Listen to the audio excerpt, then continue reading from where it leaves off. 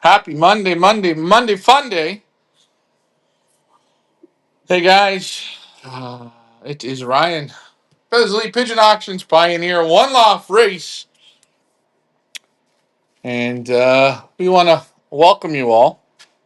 Actually, I wanted to ask you: do you find the camera on an angle, or is it just my head?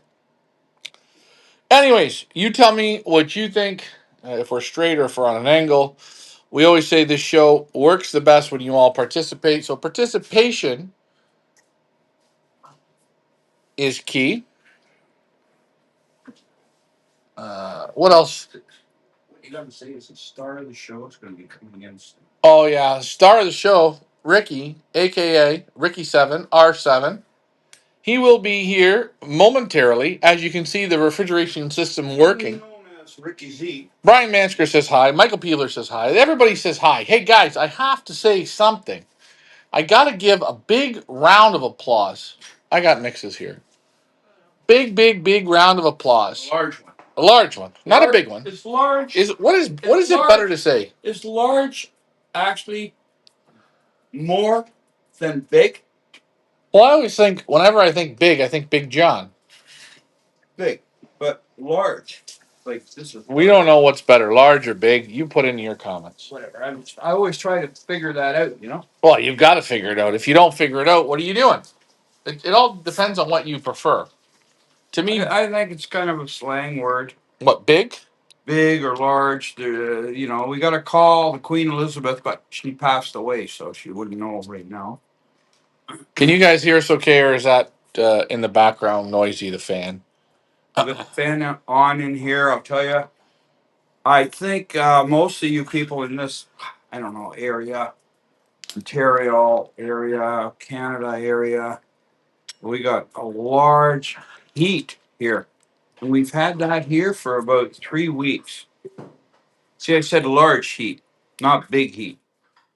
Great heat. And Anyways, great heat. I didn't get to finish saying what I was saying. But our Pigeon Boss Tour, we decided to do another one. Thanks to the guy here that messaged is on our show, Jeff Henderson. He was on our Pigeon Boss Tour last year. And I will say, Stephen and Heather Collins, they were our first guests to come from Australia on our tour. And they came 2 years in a row.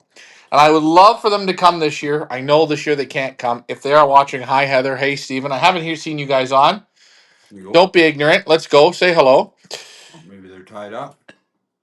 Hey. Maybe something's going on. I know them. I can kick them because they can kick me. We're all okay. We're on the same team. But anyways, Jeff Henderson came on the second season of our Pigeon Boss Tours. And Jeff and his two friends, right, are coming all the way from Australia to come on our Pigeon Boss Tour in the beginning of November.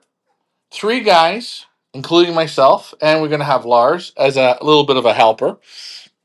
So it's going to be fun. A large helper. Or a wee bit.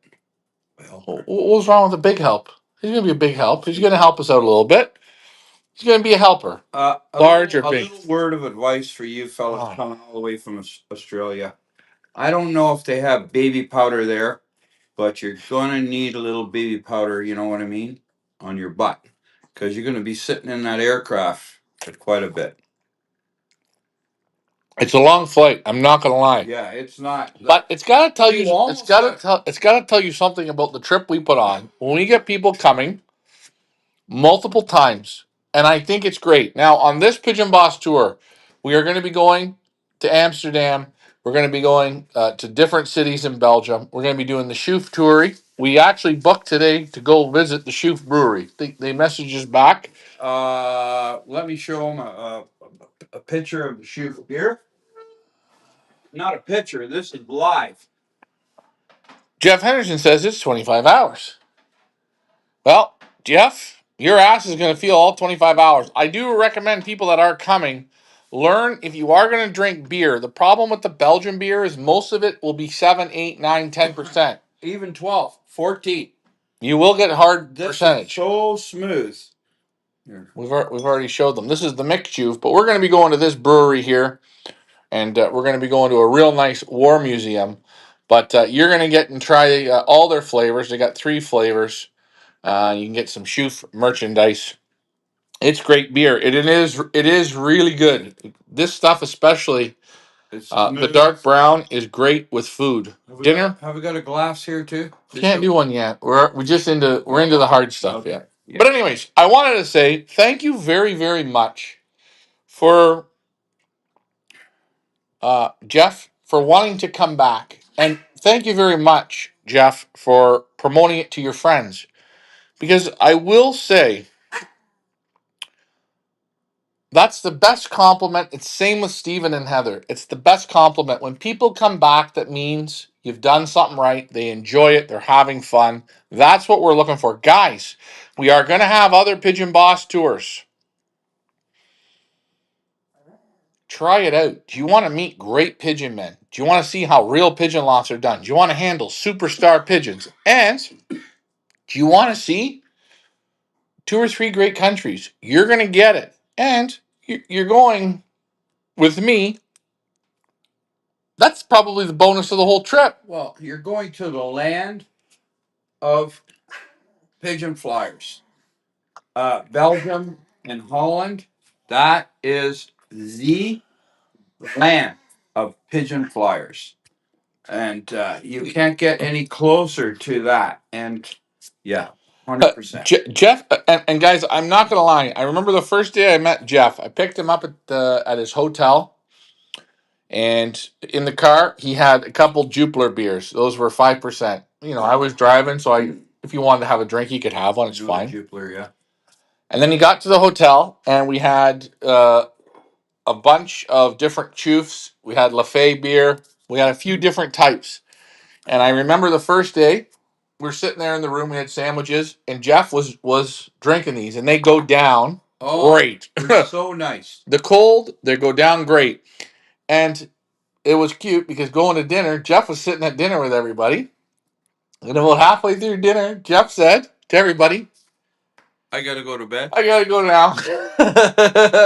And we joked the rest of the trip that those little elves, Excuse me. they got a hold of him. But you know what? That makes it fun. And he, go to his room. The next day we got up and started again. And it's unbelievable because when you say, "Oh, I can drink beer," I know you can. But when you start drinking real Belgian beer, you don't drink it. It drinks you. Candy. And Jerry went with you the year, not last year, the Yeah. year before. Vodka Jerry. Jerry, yeah. Yeah. He had a great time. He had a great time. And you know what? I'll say something. He's a pigeon lover, just a guy who enjoys pigeons. Yeah. He wanted to get away, and he came on the trip, and he had a great time. What's the dates for the tour? The tour goes from the 3rd to the 3rd to the 14th. That's the first tour. We are also going to do a tour for the Fugare, or actually a tour for the show in Germany, the Cassell show. That's at the end of November. It'll be a 7-day tour. We're gonna try and put a 7-day tour together for Fugare. That's in February, and we're gonna try and do a 7-day tour for Houghton. So for people who want to go to a pigeon show, we're going to try and do one for the Germany show. And that's at the end of November. And that'll be a 7-day tour. And that's more set up for North Americans. If you're coming from Australia, you normally want to do a 12, 14-day tour because you travel too far. But for people in North America, I think 7 to 10 days is a good number. You can see it. You can visit lofts. You can do a tour. And it's great. So if you guys are interested, you're going to have one at the end of November. The one here at the beginning of November is, I think it's pretty much full with 3 people. They're going to be staying at my place there in Belgium, where it's nice, it's comfortable, everyone's going to feel good. But at the end of November, we're going to do one for the Cassell show. We're going to try one at the beginning of February for the Fugare show, and that show will also include the Lear Market, probably the Golden Doif Awards for that one. And then there's the Houghton show at the first week of March, which you went to that one. That was a pretty good one. That's a good one. I went to the Lear Market a couple, 3 times. And Oh yeah, you did. some of the big, the large, sorry, players in Belgium were there. I can't remember his name now. The man's like 90 years old. Leo Hermans. Yeah, Hermans. He was he was walking in the Lear Market with his wife, and he has A fun fact, eh? he's taken his name out. He's not flying racing, pigeons anymore, but his wife was there, and I was uh, walking, and I seen him and his wife at the Lear I'm Market. sorry, it wasn't Leo. It was Gaston Vandenwauer. Was it? Yeah. Yeah, Gaston Van. The big tall gentleman. Very tall man, and Little slightly hunchback. he lives very close to where you live there. Yeah, just down by the train tracks. Yeah, in Berlar. Mm-hmm.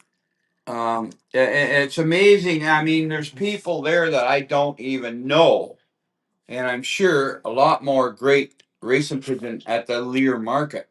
Well, yeah, and think about it. Chris Clarebot found Gaston at the Lear Market. Before Gaston was Gaston. And Gaston's older than Chris, but he's got to be. Chris tried Gaston's pigeons and sent them to the moon. But anyways, can't wait to handle super pigeons with unbelievable feather quality. Yes, you do get that.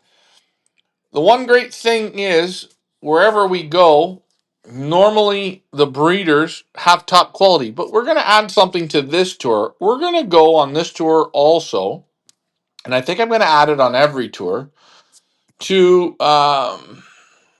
so you see the quality, and I think this is big. When you go to professional lofts, you say Van Hee or Chris Clarebot or Serge Van Alsacker or Guy or all these big names you go to. Okay, most of them are almost they either are in the professional realm or they're semi-professional to almost professional. And you all say the same thing. Oh, the feather quality super, the feather quality super, all this super. I'm going to then also take you to maybe one or two lofts close by my place that aren't professionals. And you see their quality. And when you see their quality, you will realize how damn good the pigeons are in Belgium or in Holland. I don't mean to knock it. Or the English pigeons are good as well. German pigeons are good as well. But we're just saying the superpowers in the world is always going to be Belgium first and then Holland. Anyways, I wanted to start off with that by saying our friends from Australia coming again. What you were saying there is these people that you're going to take, they're not professionals. Well, they are. I have to say professional pigeon keepers, but not professional for the dollars. Maybe like I don't know how to describe that. Like, Well, I'm not. I'm not trying to say that I'm going to use Marcel. I'm not saying he's not a professional pigeon man. He is more of a professional pigeon man than probably anybody in this area. 100%. Yeah. Okay, but he's not. Uh, this is his love, his hobby, his passion, and he plays very well. I'll tell you, he's been flying pigeons for roughly 52 years. And he told me 52 years. He's been in that house where he is for 50 years. So back then, I don't know when he made the money. He must have been before that 50 years. He said he's got a house that's double, like what do you call it, semi-detached. He built it, two houses in one. A lot of those houses in Belgium, they're semi-detached. And he built that. He said, I built half of this double house on winnings from pigeon flying. And wait a minute. That's what he said. Hold on. And again, you could not. And I'm going to say this right now. I can go there. Huh? I can buy a round of youngsters off him. Yeah. Or I can take all of his stock birds. Yeah. I have no problem doing it and playing at a high level anywhere I go. His pigeons are that good. So, Elliot. He doesn't like Muffy. No, I And, understand. I but understand. and we're not. And again, Jeff, if Jeff's watching or people are watching, and we're going to go to Marcel's place. He speaks good English. He is from the old school racing. He raced. You got to think. How old is he? 70? No, he's 76. 76. So he's had at least probably 60 years of playing With in the Diamond Vermont, the yeah, toughest area. He won more races. He won lots of races. But again, he's not a professional pigeon man. he doesn't call himself professional. No. No, and he's not. And he's okay with that. But I'm just telling you the amount of money he made when he to build his house. He But told but me. let me ask you. He said this house is two houses in I, one. I won enough money flying pigeons that half of this house is on pigeons. was paid with winnings from the pigeons, and the other half I paid with what I worked where whatever he Whatever job. yeah. And if you think about it, he's a professional pigeon man. He's professional Right. to make that kind of And money. and you know the other thing is you were there, you seen his pigeons, you handled his pigeons. What was the quality? 100% really nice, very very nice. And guys, if you are coming on a trip, and I'm going to say this, hey, I can't afford to buy maybe a Serge Van Elsecker.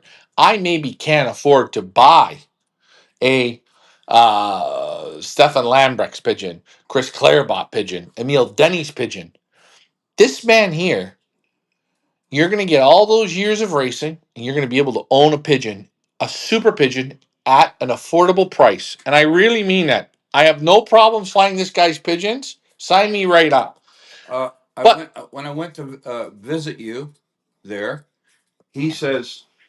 He says to me, Dad, come out here. He says every day between what time? Between 10:30, 10:30 and 11:30. 11:30 and 10:30, 11:30. He said, you got to sit here and watch this. He said, see over there? It's about a quarter mile away. He said, that guy there, his pigeons just whoom, whoom, whoom, whoom, whoom. He said, that guy every day it's the same thing. That guy every day is the same thing. And wouldn't you know it, a few weeks later, Yeah, you met him. he's a good friend of Cyril Lambrechts. He goes over what day? Every Thursday? every Thursday he goes to Sorel.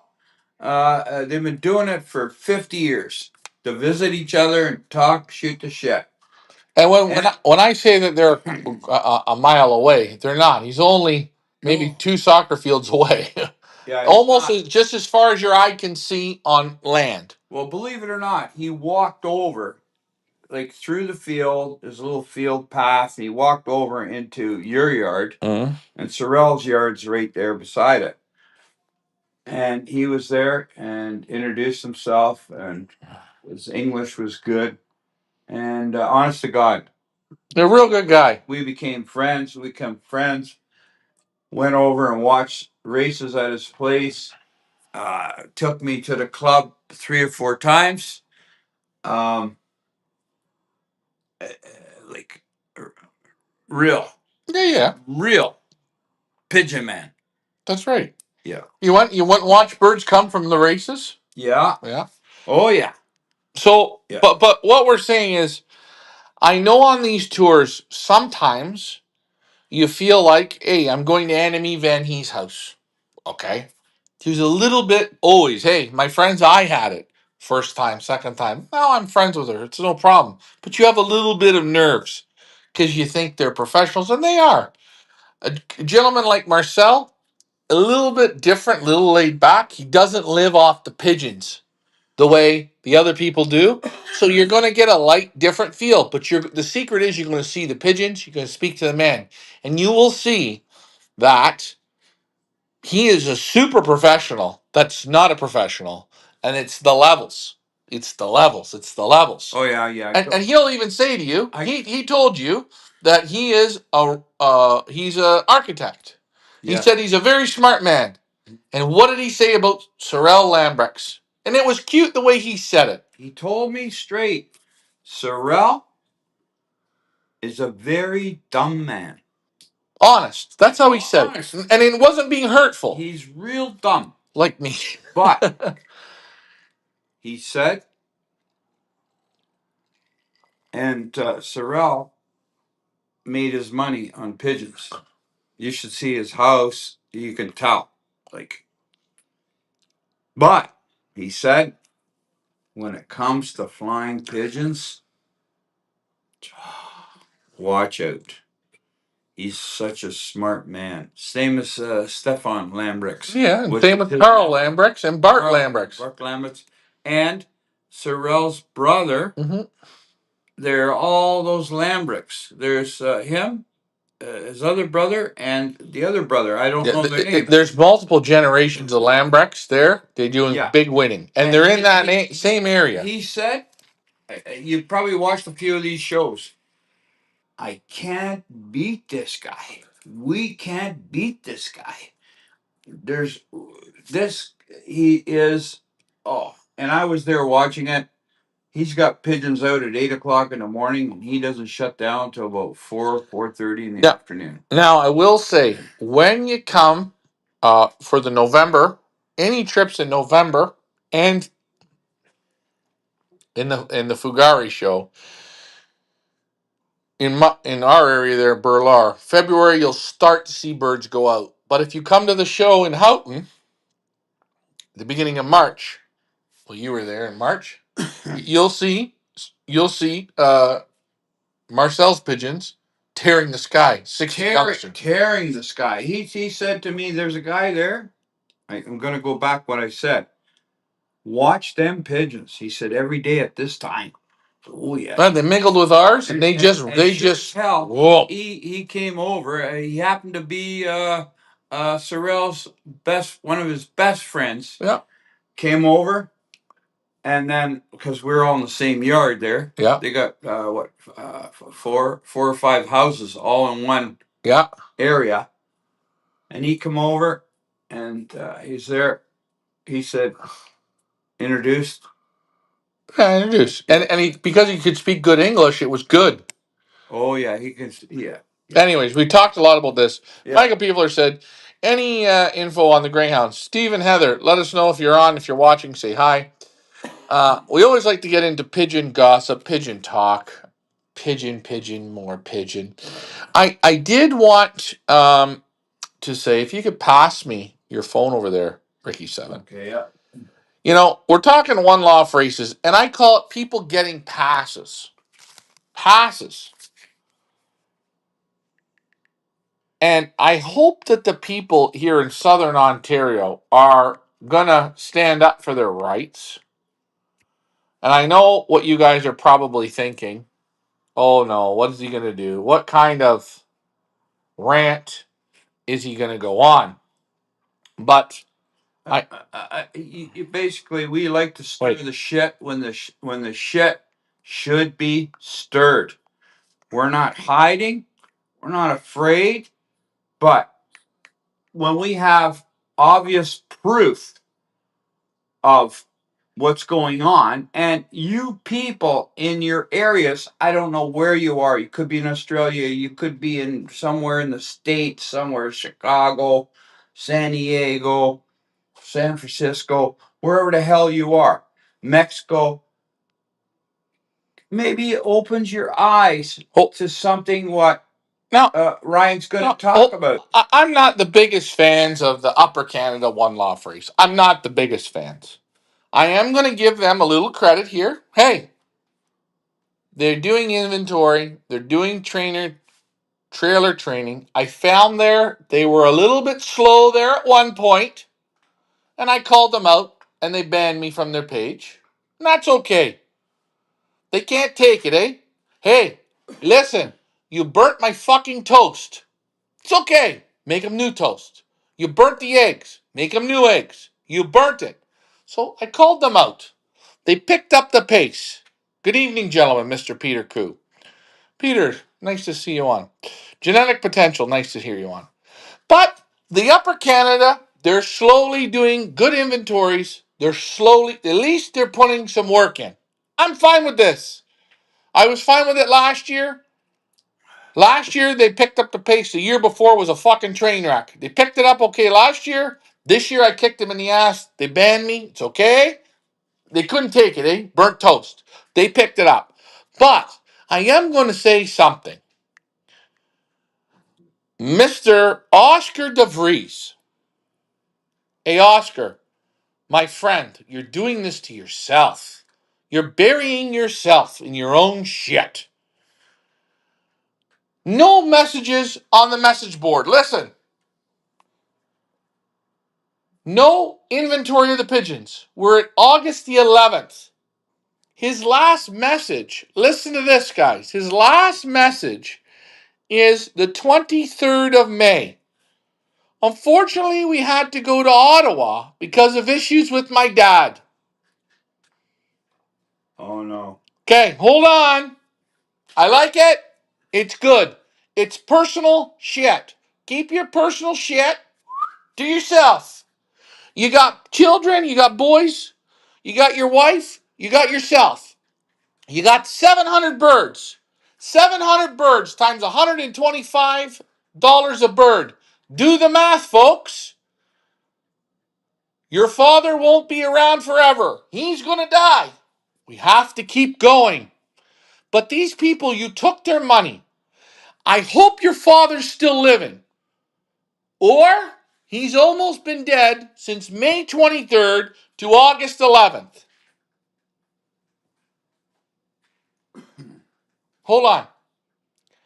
Are you telling me, listen, guys, before his dad got sick, and he should have thought of this before he's running a race, May 23rd, he did an update. He was taking pigeons in. May 14th, he did an update taking pigeons in. May 7th, did an update taking pigeons in. May 1st, still taking pigeons in, he did an update. April 26th, taking pigeons in, did an update. Hold on. April 23rd, update, still taking pigeons in. April 15th, update, still taking pigeons in. April 14th, he's at 6 now. April 14th, still taking pigeons in. April 3rd, an update, still taking pigeons in. Oh, and hold on, March 25th, an update, taking pigeons in. Starting to.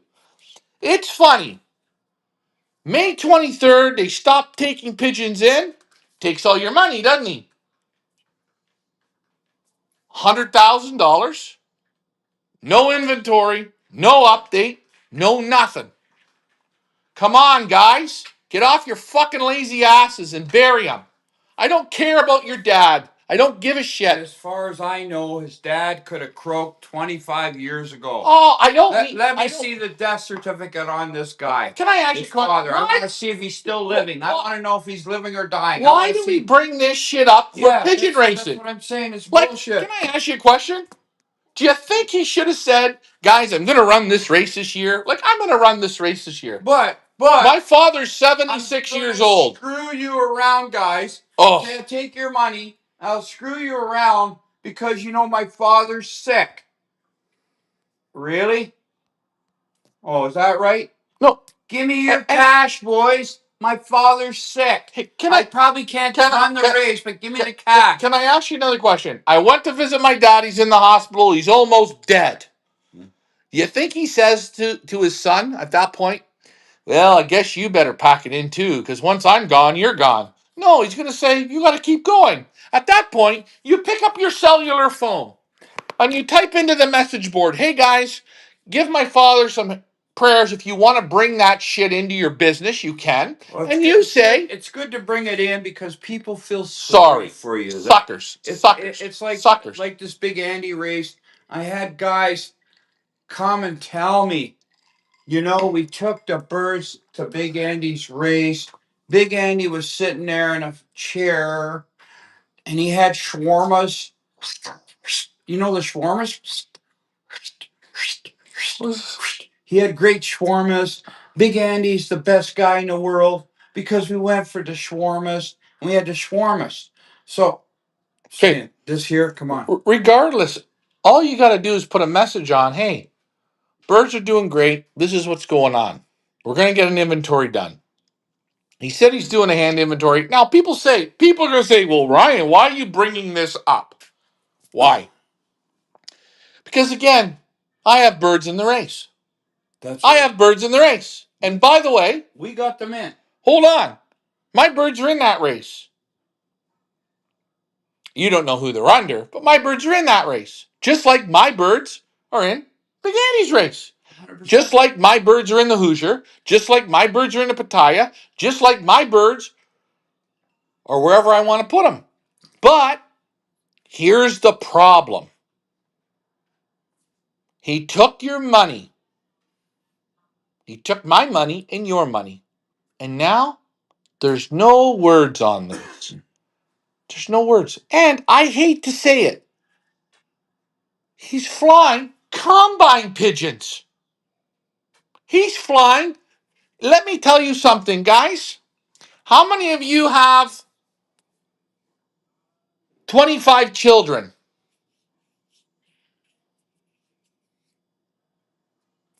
How many of you have 25 children? You know what it's like to take care of 2 children, 3 children, 4 children, 5 children. 5 children, a job, and your wife, your dog, and your pigeons. Your ass is never wiped. I'm taking that this is correct. Yeah. This ding dong has 700 pigeons. He's flying in a combine. His excuse, he flew all old birds. Hold on. He flew the old bird season. When his dad was sick, he was flying old birds.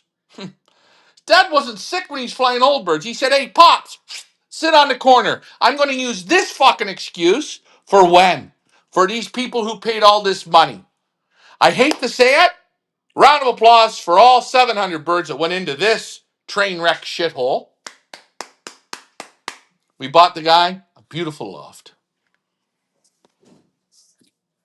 And unfortunately, he did it again this year. He did it. This guy, and you know what? The people go back. Anybody that walks around with blue jean pants that have presses on them, you got to watch that dude. Okay. He used the Dutch touch as his name. He totally Respected the Dutch people. Totally. He's basically a scam artist. He ripped the EOC off last year when hauling that truck and scammed the people on that truck and admitted it. Basically, he pissed in everybody's face, turned around and farted in their face, and they all went, "Oh, that's okay, bud. Now hold on. Okay, bud." So he's a scam artist. No, crook. He's a magician, and the best part is, everyone goes to the magician, and now they're all complaining. I know people are complaining. He got all your money. Anyways, hold on, Mr. Invisible. JDTL says, here's a question. Who and what knowledge does the person have to know helping him while he's dealing with this situation? Who's helping him deal with this? I'm going to tell you something. When you take in this type of responsibility and people pay you this type of money, you better seriously have a backup guy, or you say to your family or whatever's going on, I'm going to be there for you as much as I can, but this is a very big responsibility I have. And when someone brings their family in for sympathy, I don't give it the sympathy. It's bullshit to me. You knew how your father was going into this shit. Now don't bring it up. And don't bring it up when you're still flying old birds every goddamn week. Don't bring it up. In June, you were flying old birds. The whole month of June, in the Up North Combine, you were flying old birds. If you can't run those damn pigeons through that clock, your loft, I hate to say it, hold on, burn the fucker to the ground. Yes, I said it. Burn it to the fucking ground. Oh, no, you shouldn't. Yeah, I shouldn't have said that. And you know why it needs to be burnt to the ground? Because all it is is a waste of people's time, money, and dreams. That's all it is. You make that Dutch crook rich. Burn it. Burn it. Sorry, hold on. I did say it. I'm not jealous. I feel bad for all those pigeons. Meanwhile, he had the nerve also to write, "We're going to darken the pigeons." Bud, do you know how much time this takes? Do you know even what you're doing? And another thing, when you're running 700 pigeons, you got no time to go to a combine race and race your own pigeons. Because at the end of the day of dealing with 700 pigeons, you don't want to look at another pigeon. Am I right?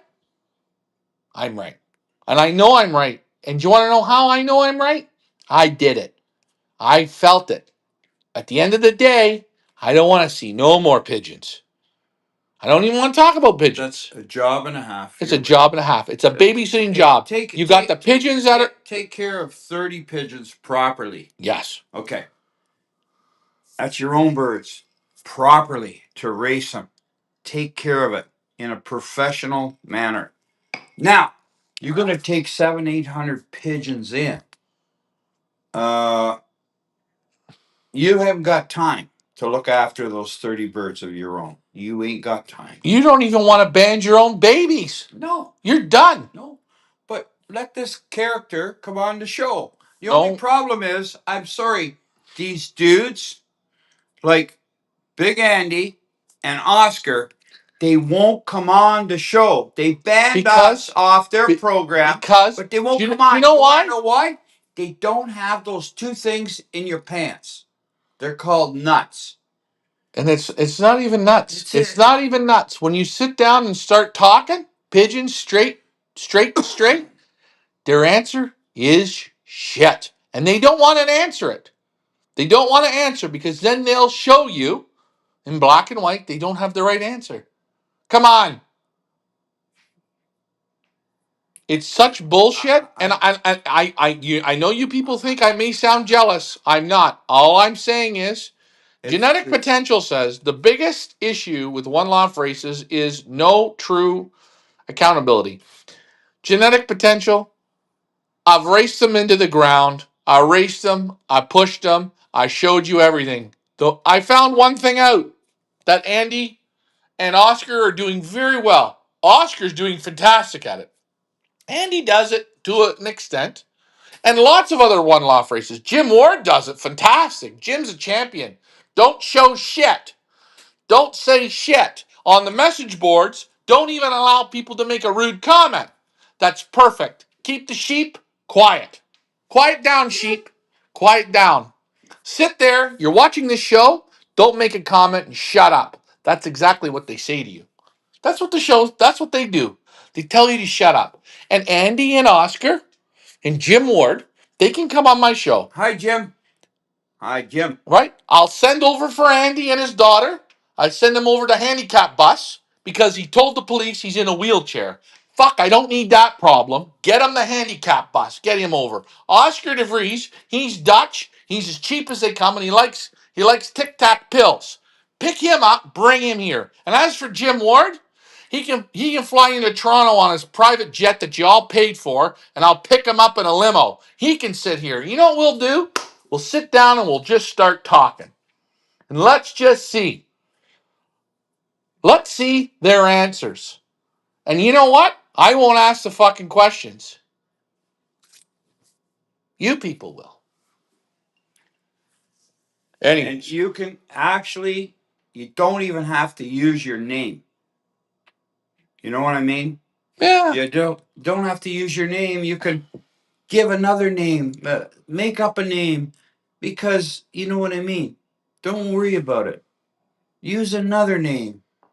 Fix a name. No, here's the other thing. You use your name and it turns into a black ball. Yeah. And everyone wants to be accountable and all this shit. Nobody really wants that.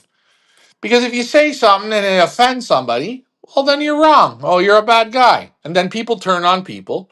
And again, I will say, Southern Ontario, the best race this year is still the Upper Canada One Loft race. Oscar, he got it given to him on a silver platter there.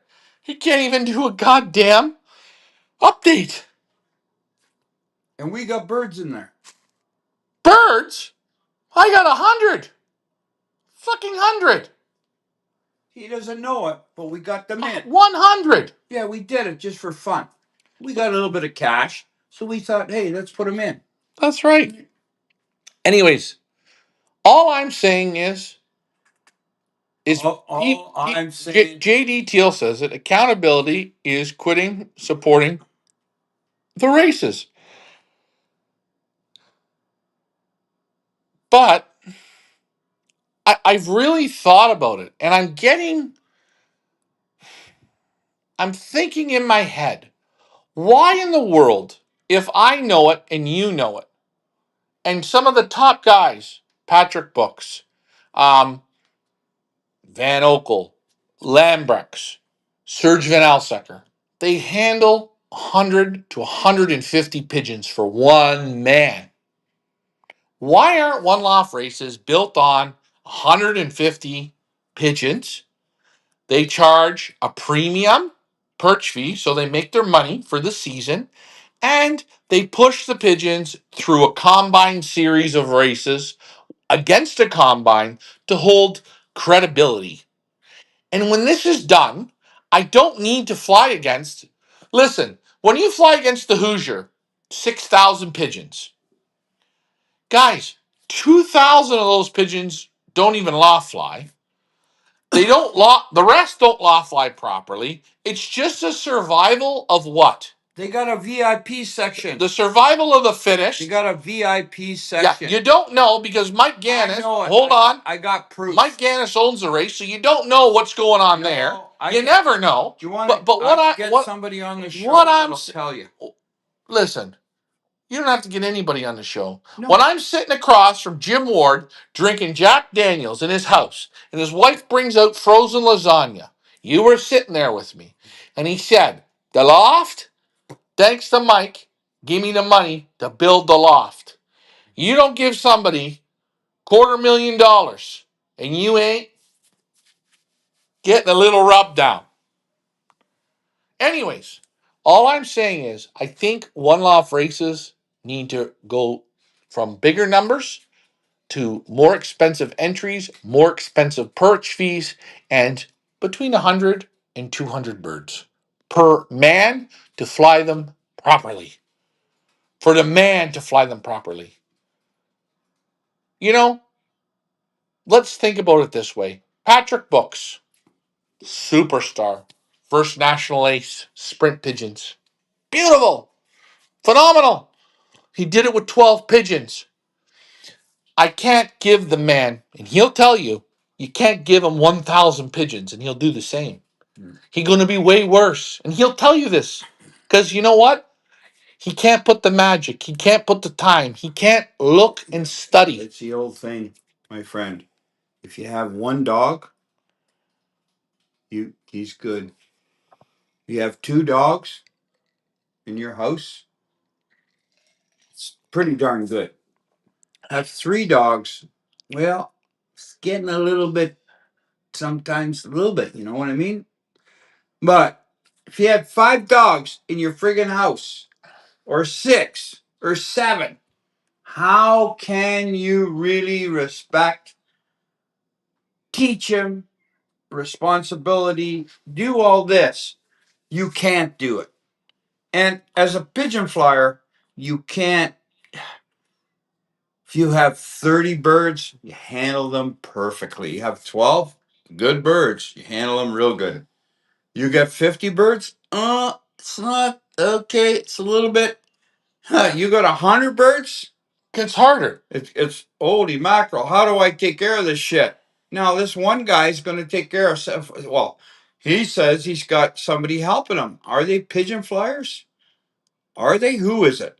Take a look at Big Andy. He ran out of this guy Robert Rhodey apparently was going to help him out, but didn't work out. Now he's got his daughter in, or two daughters in. They never flew pigeons in their life. How can you operate when you don't have experience? I don't even think that Andy guy has experience enough. All he does is tells people he's in a wheelchair and he's dealing with people in Europe and this kind of baloney, and he makes shawarmas when they come. He made a great shawarma. It was very good. Really? Besides this point, all that we are saying is, hey, it is quite sad for the people that participate to get this treatment. Because again, it just, as a lot of people say on here, it's a bad taste for flying one loft races. It's a bad taste. It's a bad taste. It's You a bad can't taste. see you sheep out there. You can't see the forest for the trees. And the other thing is, say, well, Ricky Seven and Ryan, you know what they said on the show? They're right. But wait a minute. Don't tell anybody they're right. Honest to God. Hey, I'm going to tell you, I don't want to be right about Oscar. I want him to do a good job and train the birds and do the inventory and show the people. If he's not showing inventory, he's not showing other stuff. But what I'm saying is, I don't want to rip on Andy and his daughter. I don't want to rip on them. And people have the nerve to say, well, do you have birds in their race? I got more fucking birds than anyone in both races. But because my name, Ryan Zonigan or Richard Zonigan's not on the list, I do it for a purpose. I don't need my name there. When the bird wins, I'll let you know. I got every right. Every race on Win Companion. I got birds in every single one. Do you? I do. But that's my business. And I can look at these races and I can chew them up and spit them out. I can compliment them. It's what I think. It's only my opinion. Wow. And you know what? My opinion is the opinion that a lot of people have that they go, don't say that. You'll be like him. You'll be the black sheep. I'm okay with being the black sheep because you know what? At least I stand on my own two fucking feet and I say it as it is. It's the same thing. If Andy comes here, Jim, Oscar, I don't care. I'll tell you how it is. And they won't come. They can't come because they can't stand up. They got every excuse under the sun. And hey, it's okay. Gang 1 says, hey Ryan, how you lads doing? Well, yes, I am doing good. Gang 1, I bet you're winning a whole bunch of races there in the UK. How are you? I haven't seen you on in a while. Again, this show is great because it touches people all over the world.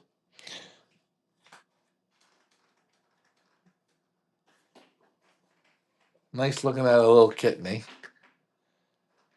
He's playing with that pill bottle. It's an empty pill bottle. Yeah. This is hours of fun for him. Yeah, we're doing good on this. Again, guys, this show works best when you guys participate. Hey, and Black Beetle here looking good, guys.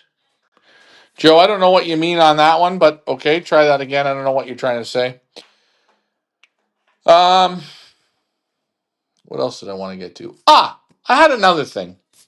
And I use people's names because they posted on Facebook. A good old friend of mine, we did an auction for, Bill Wema. He made a post. This is a good, and guys, I want you to open up your mind. Open it up.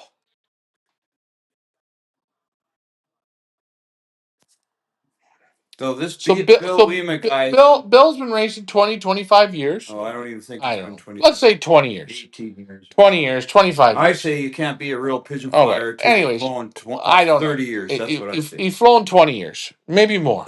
Whatever. He made a Facebook post showing a pigeon, a young pigeon that come home from a race without his electronic band on and without his other band on. So he sent the pigeon obviously to the first young bird race.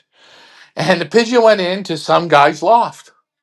And the guy decided to have a little bit of fun. And he took the electronic ring off and he cut off the marker. Now, people are writing, oh, the guy who did that's an asshole. The guy who did it's a dick. The guy who did it's this. Blah, blah, blah. Okay. I see your point. I get it. If a pigeon makes that kind of mistake and you want to be real ballsy, you just take it, knock it off, pluck it, and you eat it. You eat it. You don't cut the ring off, take the band off, and let the bird go. That's called being a dick. If you're going to be a real pigeon man, you say, come into our loft, it's gone. Yeah, we got a stray bird in today. See you, NFL. We got it. Come in, a blue grizzle. Tomorrow, we have it on the barbecue. I don't call the guy. I help his breeding program out. Now, this guy gets the bird, cuts the band off, takes the electronic off, lets it go. Bill's underpants are in a twist. Hey, guess what, Bill? It came home. I seen it. All I do is this. Thanks, whoever did that. You told me. That bird, he's weak in the mind. Gone. I don't need to make a Facebook post. I finish it. That guy helped your breeding program. So I'm just saying, people are giving this sympathy bullshit. Guys. Bill, do you want a box of Kleenex, man? Yeah. I don't know. Okay. I don't know. Does Bill want the Kleenex or do the other people want the fucking Kleenex? Look at it. Bill Weema. The man was basically sending you a message. The message is, it wasn't good enough to eat. Right? Dave Health, it wasn't good enough. They can't eat this shit. Not good enough to eat. So he cut the bands off. Send it home to you, Bill.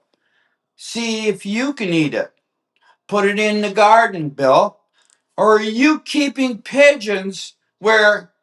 Hello, is this Bill Weema? Yeah, I want to buy some birds off you. Have you got any that went to other guys' lofts? Like, how many... Like, what's the idea here, Bill? The birds are supposed to come home. I'm not sure if this is a Bill problem or the other guy's problem. The only thing I know is... The guy's telling him he can't eat the goddamn thing because it's shit. So what he did was he cut the band off it and sent it back to Bill. Said, here, Bill, thing's not worth eating. And then... What are you going to do with it? And then, hold on. And then my favorite, right? Yeah. He made a post. Oh, my bird came home without a ring on it. These are the people I'm flying with. Oh, hold on. It sounds like Oscar DeVries again. My dad's sick in the hospital. Cry me a fucking river. You know what? The bird effed up, went to a guy's place. The guy obviously didn't like you because he looked up the ring. Or he didn't know who you were and he went like this. You fucked up. Click, click, go. When really, he wasted his time clipping the ring. He should have pulled the bird's head off. Bill Weema to come on the show. Bill. I don't need Bill. I don't need him on. Bill, give me the answer. I don't. Did you stock the pigeon now? Or what did you do with that sucker? No. Did you sell it? Hold on. Did you eat it? That's not the point. The point was that the guy did a natural calling system for him. Natural. Yeah. And I say he actually helped Bill out. Now, Bill's response to it was, instead of taking it in and going, son of a bitch, that bird screwed up, Bill had to make it a public thing to what people do.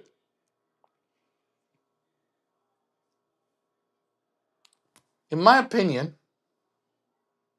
this is only my opinion,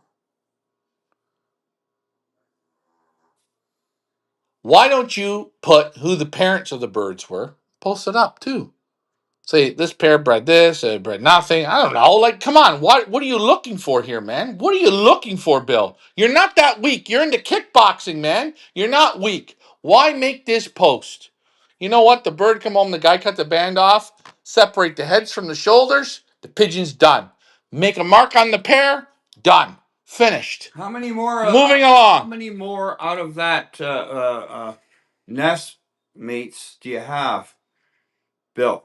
Do you raise 6 out of that pair? Now, hold on. Now, if you got out of 6 youngsters and 5 of them do the same friggin' thing, and number 6 is always late, what are you going to say, Bill? Come on. Come on now. Hold on. Come on. Eddie Ortiz says Bill wants a crying towel. Gang 1 says, good birds don't get lost. Hold on. Listen to what Gang 1 says from the UK. Good birds don't get lost. Correct. They don't. If they make a mistake, They come late. they come late. They don't go in someone's loft. They do it and they squeak by. But good birds don't get lost and go in other people's lofts. Number 1. I always Hold say, on. if a But one of my he writes this. I don't agree with cutting bands off. I don't agree with taking the time to cutting the band off. It's a waste of my 3 minutes with the pliers. and your side cutters. All I do is I fix the problem. I kill it, I pluck it, and I put it on the barbecue. And I get a free meal, and I enjoy that. I take the electronic band off, and that's it.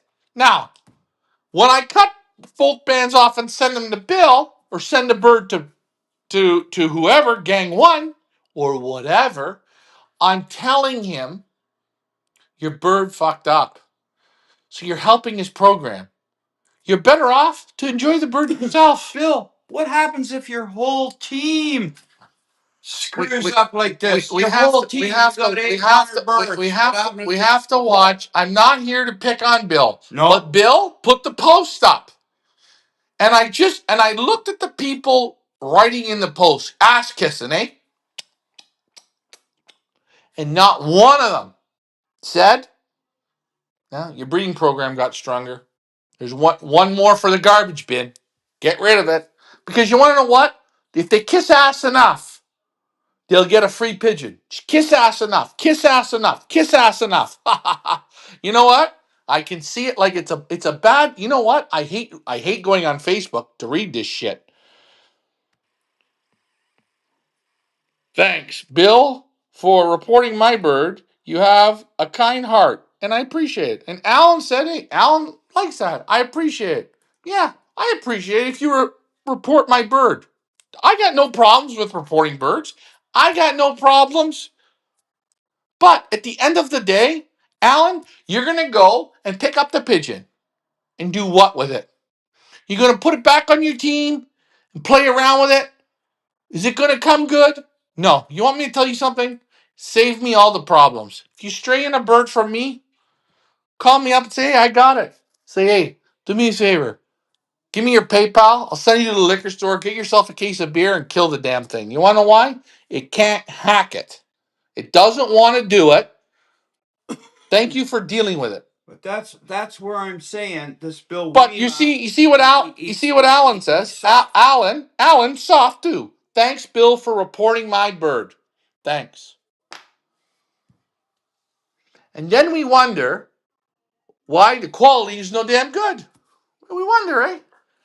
The NFL bird we got. Beautiful grizzle. Hey, you know what? Hey, we help them out. If my bird strays into your place, kill it. Done. You know the best. I remember Big mistake. Big mistake. Do you know I was talking with a friend of mine, Jerry McIntosh, in Spring Hill, Florida, in 2009. We sent him birds, and he said in Gulf Coast, he says any birds that stray in here to my loft, any birds, gone right away. Because he says it's taking money, takes a chance for me to win money out, kills them all. I looked at it, I thought about it, and I said, yeah, the bird makes a wrong move. It's a hunger game. It's survival of the fittest. Now, Alan, I like that you're watching our show. I'm not knocking you. It depends on the level of pigeon man you are. It depends. Alan, I got NFL here, whatever it is. Alan, do you want the bird? You can have it.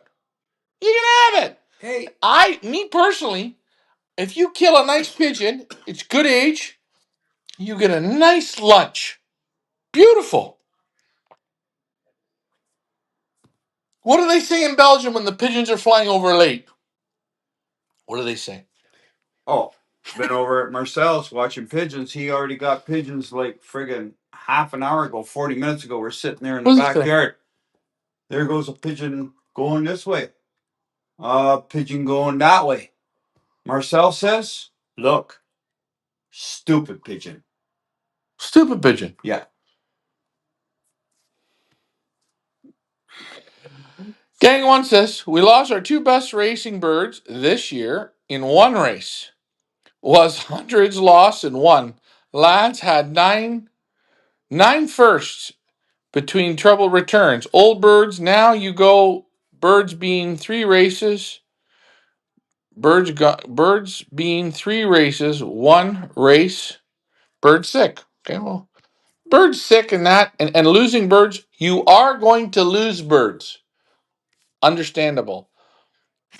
I'm just and again, this Bill made the post, and I don't know if he was looking for a little sympathy or how bad was the guy that cut the bands off. I do think the guy that cut the bands off wasted his time. If the guy really wanted to make his point, you just eliminate the pigeon. Right? That's all you do. You know, you try cutting off one of those plastic rings, I'll tell you, it's not easy. And it's a waste of time. We got the bird there in the garage. Been here 3 days. Comes in, comes out, comes in, comes out. He didn't piss off. Now he goes. Tomorrow on the barbecue. Sorry, NFL. See you, NFL. Whoever you are, Blue Grizzle. Finished. Not my problem, eh? Hold on. One of my birds goes somewhere else, and they call. I tell them to put it in the bin. Yes. Now, JD, here's my question. Do you want some sympathy over this? Do you want to make a post? I don't know. You know what? It's sad. I'll tell you something. We had the trifecta. We had 700 birds loft flying. In less than a quarter of a mile was Clarence Booving's loft. From us. From us. Okay. Only loft around. And he knew where our loft was. Now, this is different than what Bill did. One day at the end of the driveway, there was a pigeon. We had the young birds out flying. 700 birds, 800 birds, flying, whatever. One day at the end of the driveway, there was a pigeon walking up the road. Walking along the edge of the road. And then started to come up the driveway. The pigeon walked, it had to walk 3 football fields to get to the loft. Pigeon had to go up the set of stairs to get to the front door of the loft. Couldn't make the landing board. Clarence Booving, and I'm using Clarence's name, he's not here, he's dead now, but I'm almost 99.9% sure because he was the only guy that knew where this loft was. Yeah. A pigeon showed up on that driveway with, what was it? No Flight feathers. no flight feathers. He pulled them right down to, I think, the second flight on both wings. The pigeon couldn't fly. Pigeon walked up the driveway. Someone brought the pigeon over, dropped it in the driveway with all the flights pulled. Unfortunately, I believe that was Clarence.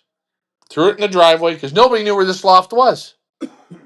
He knew from the donors because we were friends with the donors. Yeah. And that's how he knew. And the pigeon was less than a mile. He had his pigeons out, hooked in with his. And you know what? Pulled out all the flights on the pigeon. My friend, if you're going to do that, that's torture. Kill it, man. Kill the fucking thing. But he's sending a message. He's sending a message. There's a message. This guy here, when he cut the band off, send it to Bill Wema threw it up. Message is, Bill, it's not worth eating because I'd have ate it if it had enough meat on it. And definitely here, Bill, it's not worth flying because it strayed into my loft. It made a mistake. So why would you keep that thing? You can be the decider, Bill. Or, Bill, have you put it up on an auction site with this excuse of the breeding behind it that maybe you can get $20 for it? Or did you just want a bunch of people, I hate to say To it, feel sympathy for kiss your ass? Yeah. Kiss your ass. Hey, Oscar's dad's dead, maybe. Let's kiss his ass. And he's in a fucking wheelchair. Let's kiss his ass. Maybe the old man's not even sick. Maybe he's in an old age home screwing 75-year-old women tonight. We How don't know. do we know? And he says he's sick. Maybe he. But come on. But the whole point is, you waste your time to make this post. I don't know what for. Is the guy screwed up to cut the bands off? Hey, the only thing you did wrong, guy, was you took the time to cut the bands off. Next time, put it in the I'd bin. like Bill Weeman to make a statement. He won't. Was the bird's leg injured at all by cutting the bands off? That'll be the next thing. It's kind of like his ankle got hurt. Yeah, if you want me to show you how to kill and pluck a pigeon on Tuesday, no problem. No problem. It's not a problem. And I'm not trying to say this to be a tough guy. No. I'm just saying I don't understand why we complain like we're making a big issue. What's the issue? Do you think all your birds you breed are good? Someone gave you a little tip that this bird made a mega mistake, and he gave you the tip. Before that tip, you could have said the bird hit a wire. But now you actually know that bird went into someone else's loft. That's worse than hitting a wire. That's worse than sitting on the top of the church. That's the worst. That means he's such a dumb sheep. He went ba ba ba right into the building. Again, Alan's writing this again. Let's give Alan, call Bill. Give you some birds. I know he will. Thanks, Bill, for respecting my bird and me. I get to make the decision about my bird. No one else does.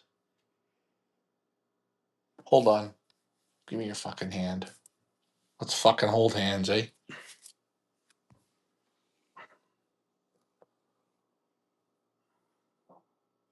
You know what?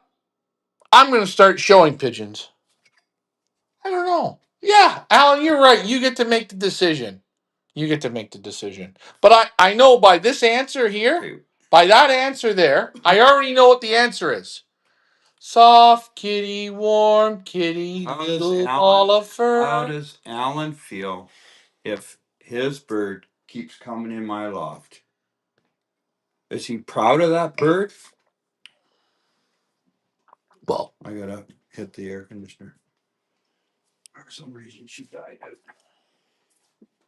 have some pie. How long's Alan been flying pigeons? Yeah. If you want to have pigeons for complete fun and it's ba ba ba dee dee dee dee, and I'll say something, Alan.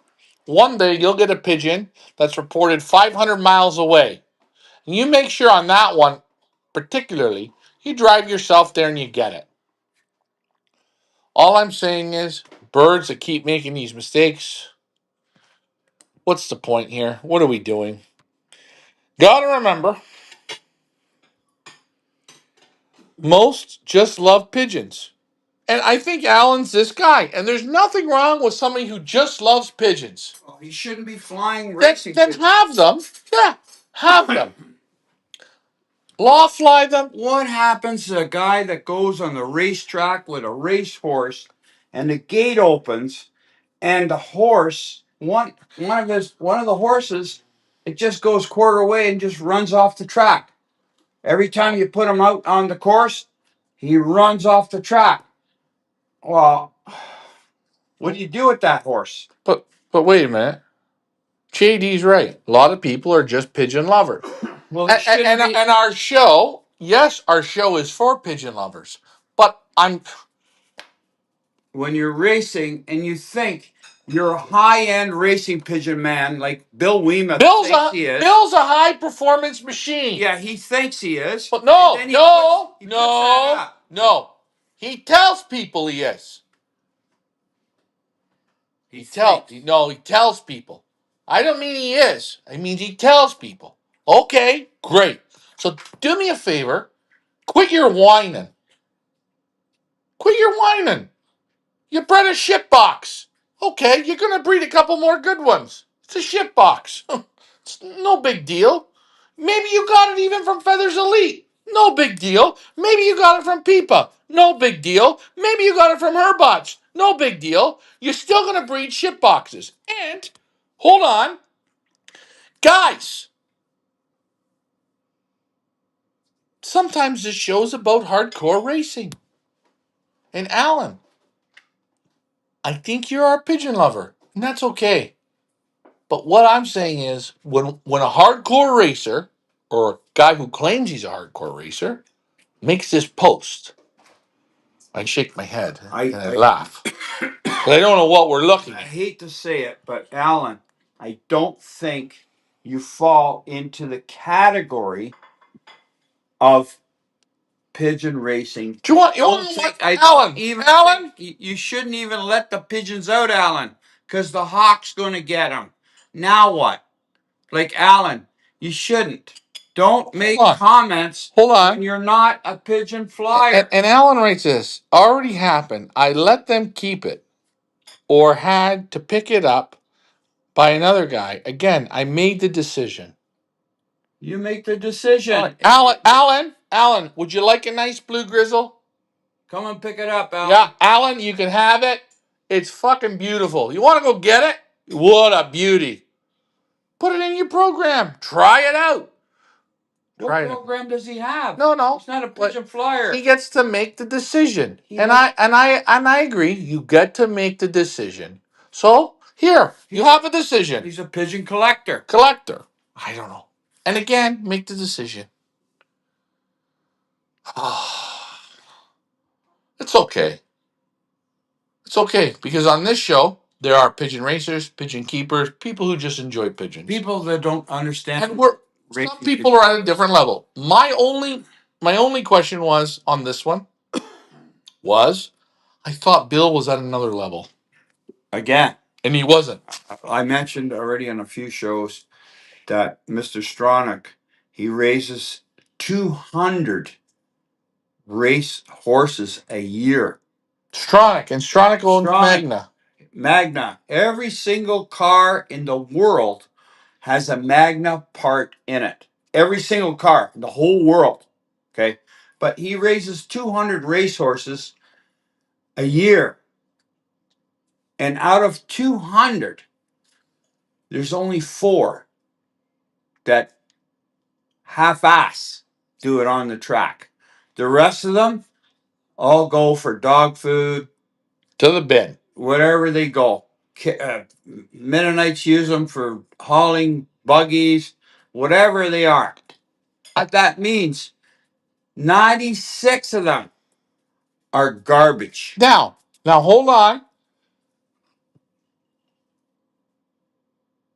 Hold on.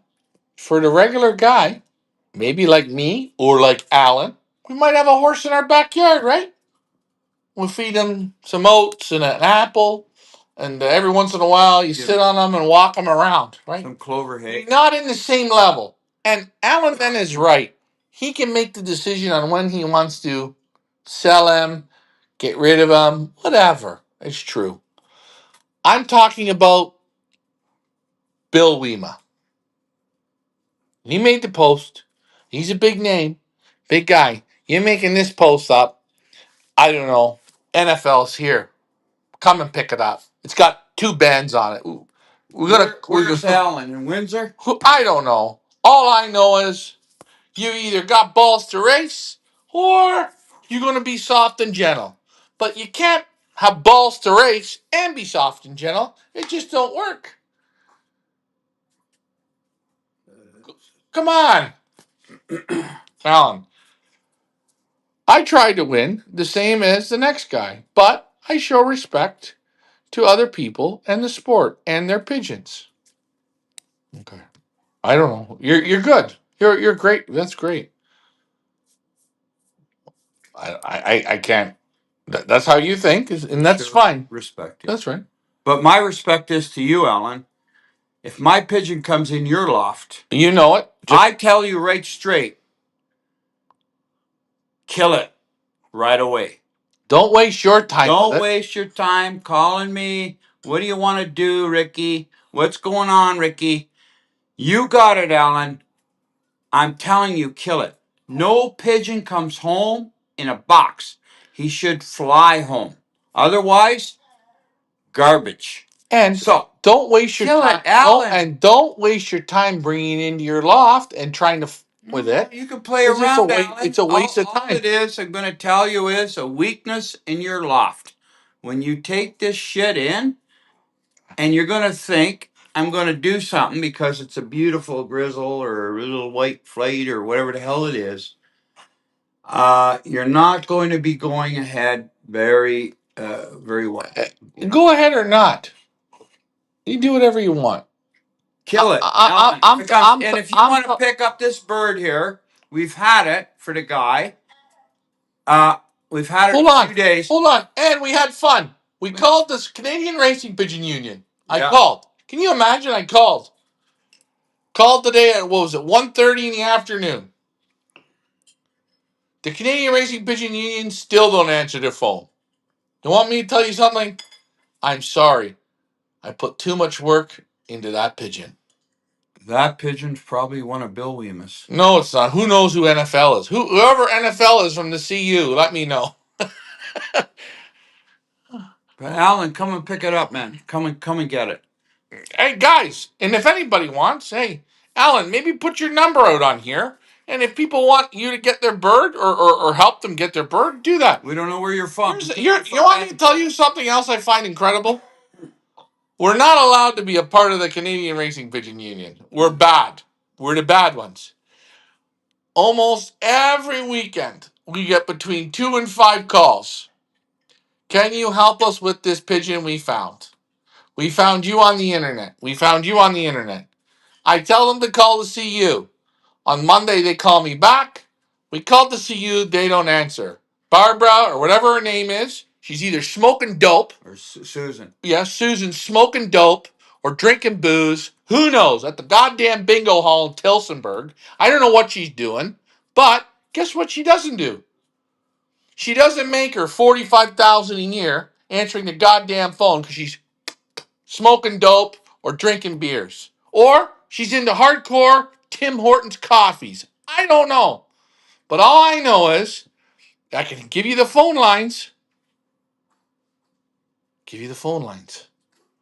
And you can answer it. Alan says, is that what they do in Europe?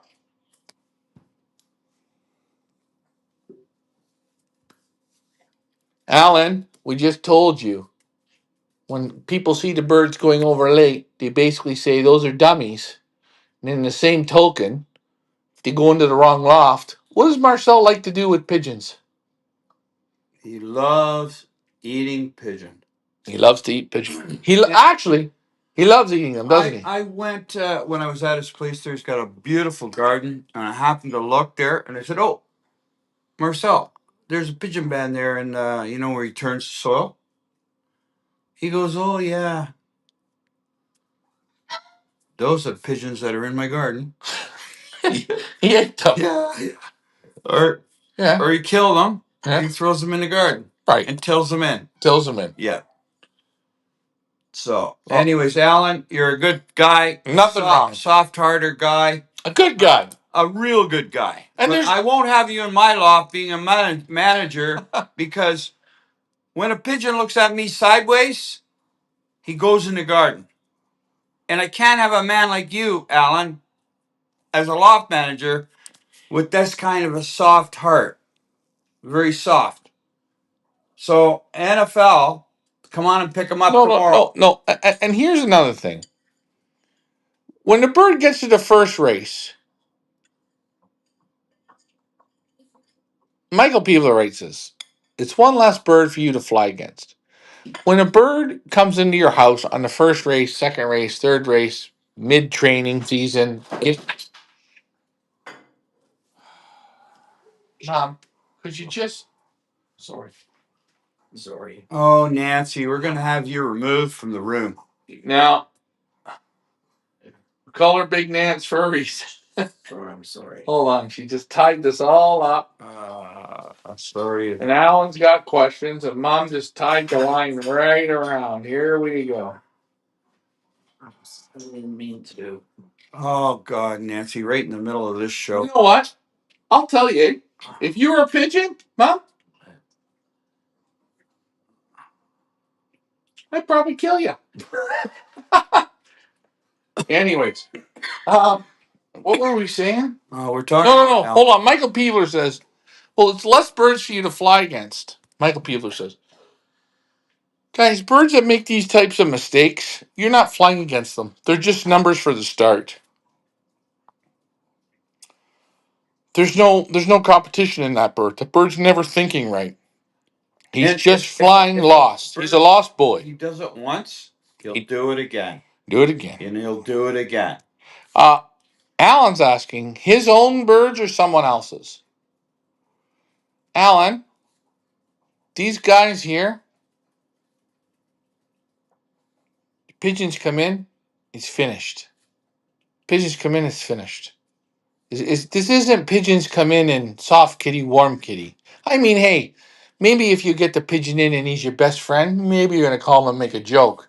And what's the guy going to say back to you? Get rid of it. Get rid of it. The bird doesn't want to do it. Thunderstruck. Alan should be taking your advice. I would say, let the pigeon out. If it comes home, send it back to the race.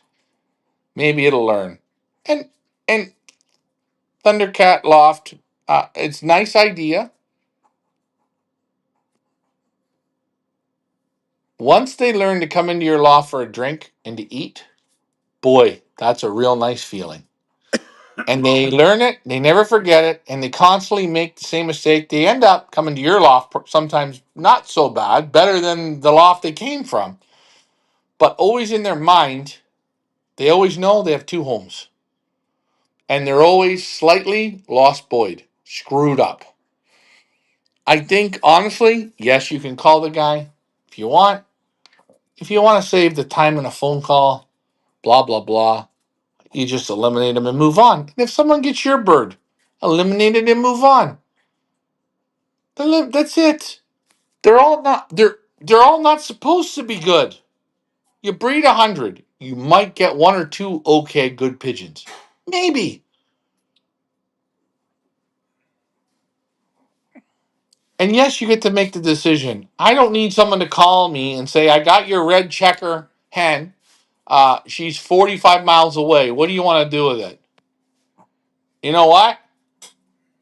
I think she told me what she wants to do. She don't want to be a part of this system.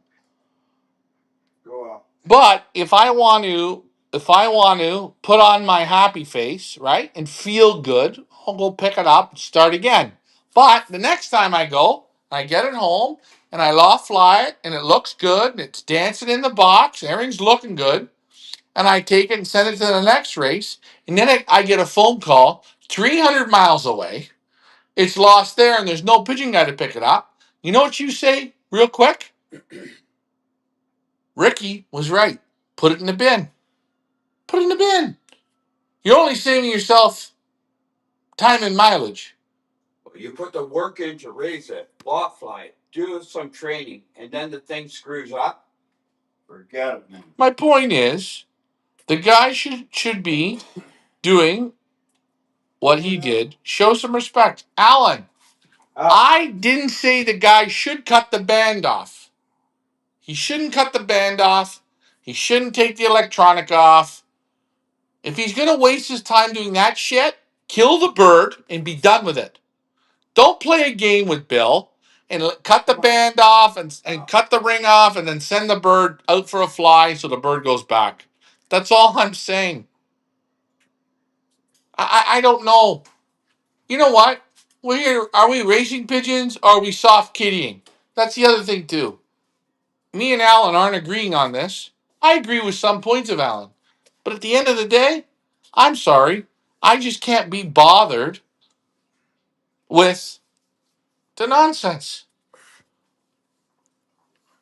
Actually, the guy should have called Bill and said, I got 67825 here. I pulled its head off.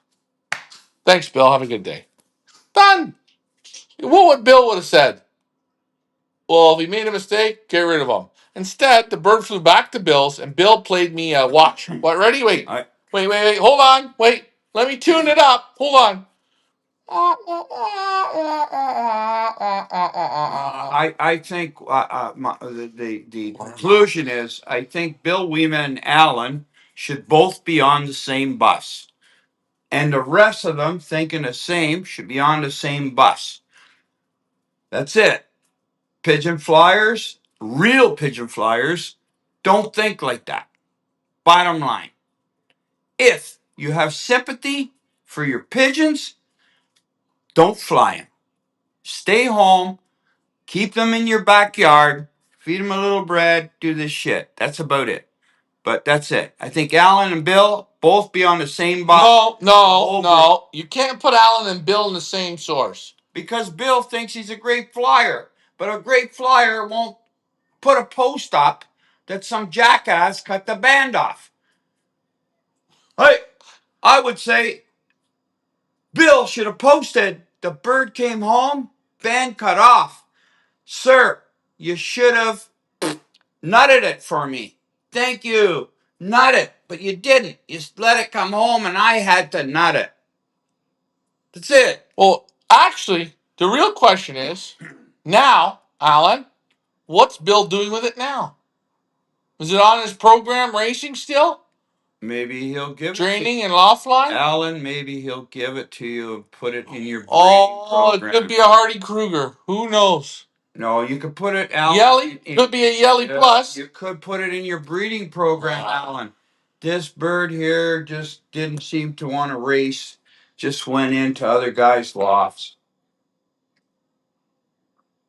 I like to have the guy on here that cut the band up. Maybe the guy will come on. William Fitzgerald says, leave them for Christmas ornaments. I like that one. God damn it. And Eddie Ortiz says, less is more. I think Bill Weema made the statement, I didn't have to put too much salt and pepper on it. You know what? But wait, Yelly Rosieres. It's probably a Yelly Rosieres building. This is what adds to the show. This is a little bit of controversy. One of John Black's birds. But that's his decision, Alan says. And Alan, watch out if he says to you, here's a bird with no band. I couldn't get it banded. Anyways, listen. All I'm saying we're only having remember one thing. When a bird's hatched, it never has a band on it. Yeah. So be natural. Cut the band off the thing. No, wait. I can see the points. I do see the points. And I think for Alan, I think honestly, if Alan got the bird home with no band, I'm okay with Alan making that post. Okay, whatever. I don't know. I know Bill for how Bill talks, walks, and thinks. I know how Bill is. So I was just a little bit. Bill took a little bit off the level for me of what he was. Well, his credibility. Yeah. Credibility. Now, Alan, hey, hold on. Alan, I know. Hey, listen, how many guys are like Alan? Gerard. We got how many? How many guys are like him? Nick. A lot of them. Nick. Mustafa. Oh, I had a guy, this Nick guy here in Markham. He got one of Shit Down Your Throat's birds, formerly known as Tony Elvis. Also known as Shitty. Shitty. And he got this, get this one. he got this bird in like June. Okay. And he told me, he said, that's one of shit down your throat. So Tony Elvis, formerly known as Tony Elvis. It's one of his birds. Wow. And you know, Tony Elvis, he was in bed with Mike Gannis. Anyways, he got it in June. The next year, in May, he calls shit down your throat, Tony Elvis. I got one of your birds in here. It took him a year to get the A balls. friggin' year. And he wanted a pedigree. Oh, he was breeding out of it and all this shit. Like, I mean, that's the kind of people we're talking about, right? Wait, the point is, Bill's right. The guy that cut the band off is a jerk. Yeah, the guy that cut the band off is a jerk. He is a jerk, Alan. The guy shouldn't have cut the band off. He should have pulled the bird's head off and moved on. And Bill didn't need to post it. Bill didn't need to post it. Bird came in without a band. My bird made a mistake. That's a message. That's a message. Now, hold on. Is the guy a jerk? Sure, he's a jerk. Actually, please, if you get one of our birds in, just don't waste your time cutting the band off. Kill the damn bird.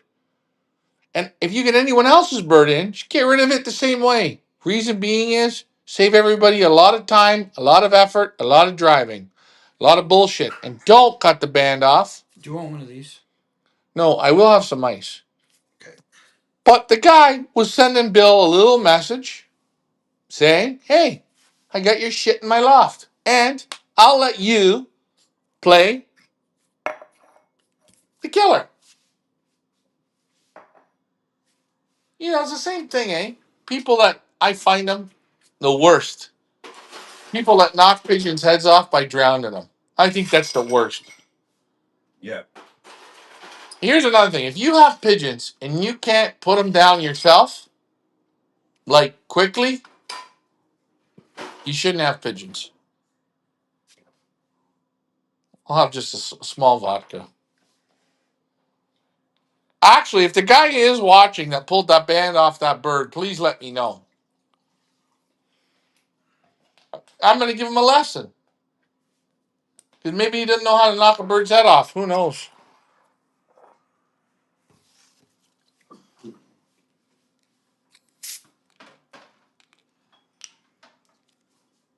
Oh, I need to choose glass. I gotta put water in it too. Yeah, cold water. Here's a question. Are your birds molting like chickens? Mine are really heavy on the natural system. Well, this weather depends on where they are. You normally find men with third, fourth, fifth flight, they can molt heavy. And the better the condition, they molt heavy. I know people say the harder you train them, they don't molt. They slow down a bit, but they still molt. I believe if the birds were loft lined properly as youngsters and on a proper diet, and then go into a training program, everyday training, maybe 2 or 3 times a day, they won't molt. But if they have been relaxed, then you're going to have a molting problem. Hold on. Hold on. And if Hold on. Hold on. Hold If on. you started Hold on. training and you did some good training, and then for some reason you decided you had to stop for a week or two because you went on vacation, Wait. or something, or maybe your father died, then Yeah. molt will come heavy. So hold on. Alan says this. How much of an asshole do you need to be to do that to someone else? Hey, all I'm going to say, Hold on. Alan, life is a bitch. Hold on. Alan, do I say how much of a pussy do you have to be the other way? There's chocolate, there's vanilla.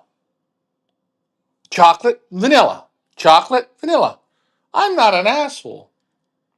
Sure, call me. I will come and pick up my bird. I come home, I kill it. I drove 100 miles.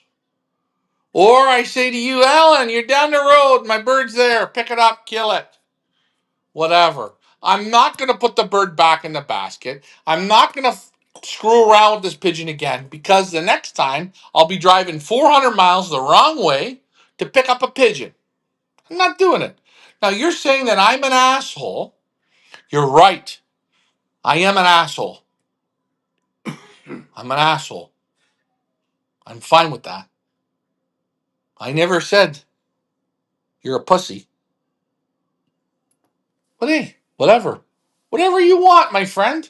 Whatever you want. I'm an asshole. I'm an asshole. I'm the same asshole that Oscar DeVries is bitching about his father, aren't I? We should have some sympathy. But he's flying in a combine race. Same asshole. I'm the same asshole. Hey, listen, I mentioned it a couple shows ago.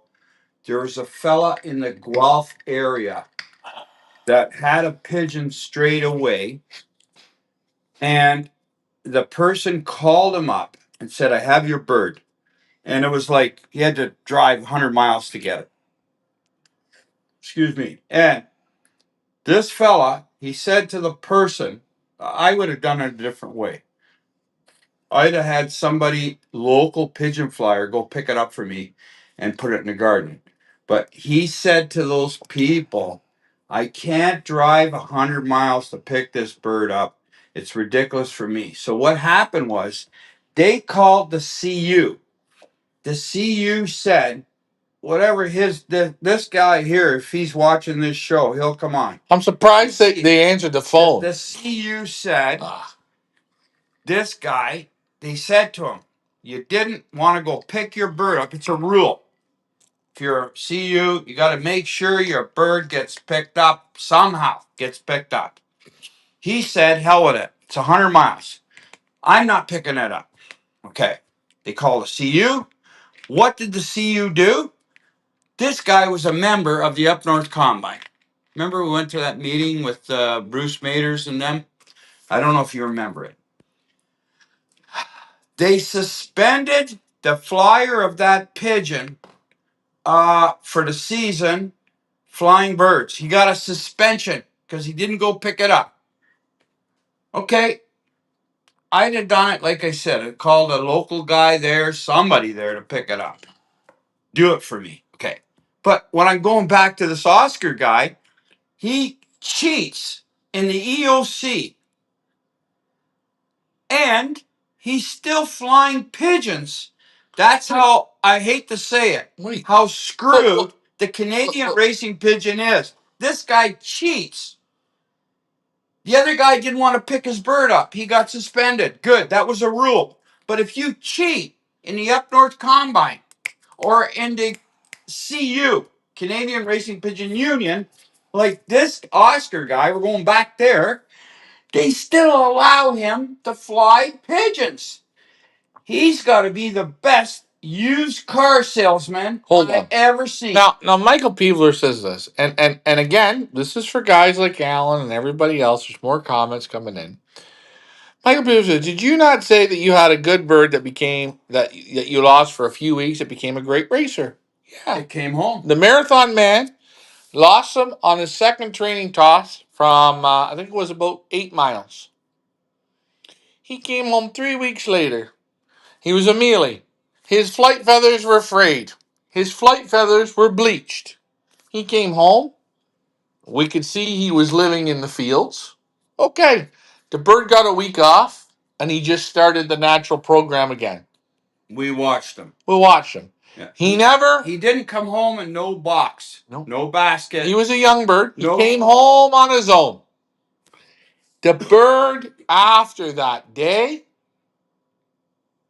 he just went like this.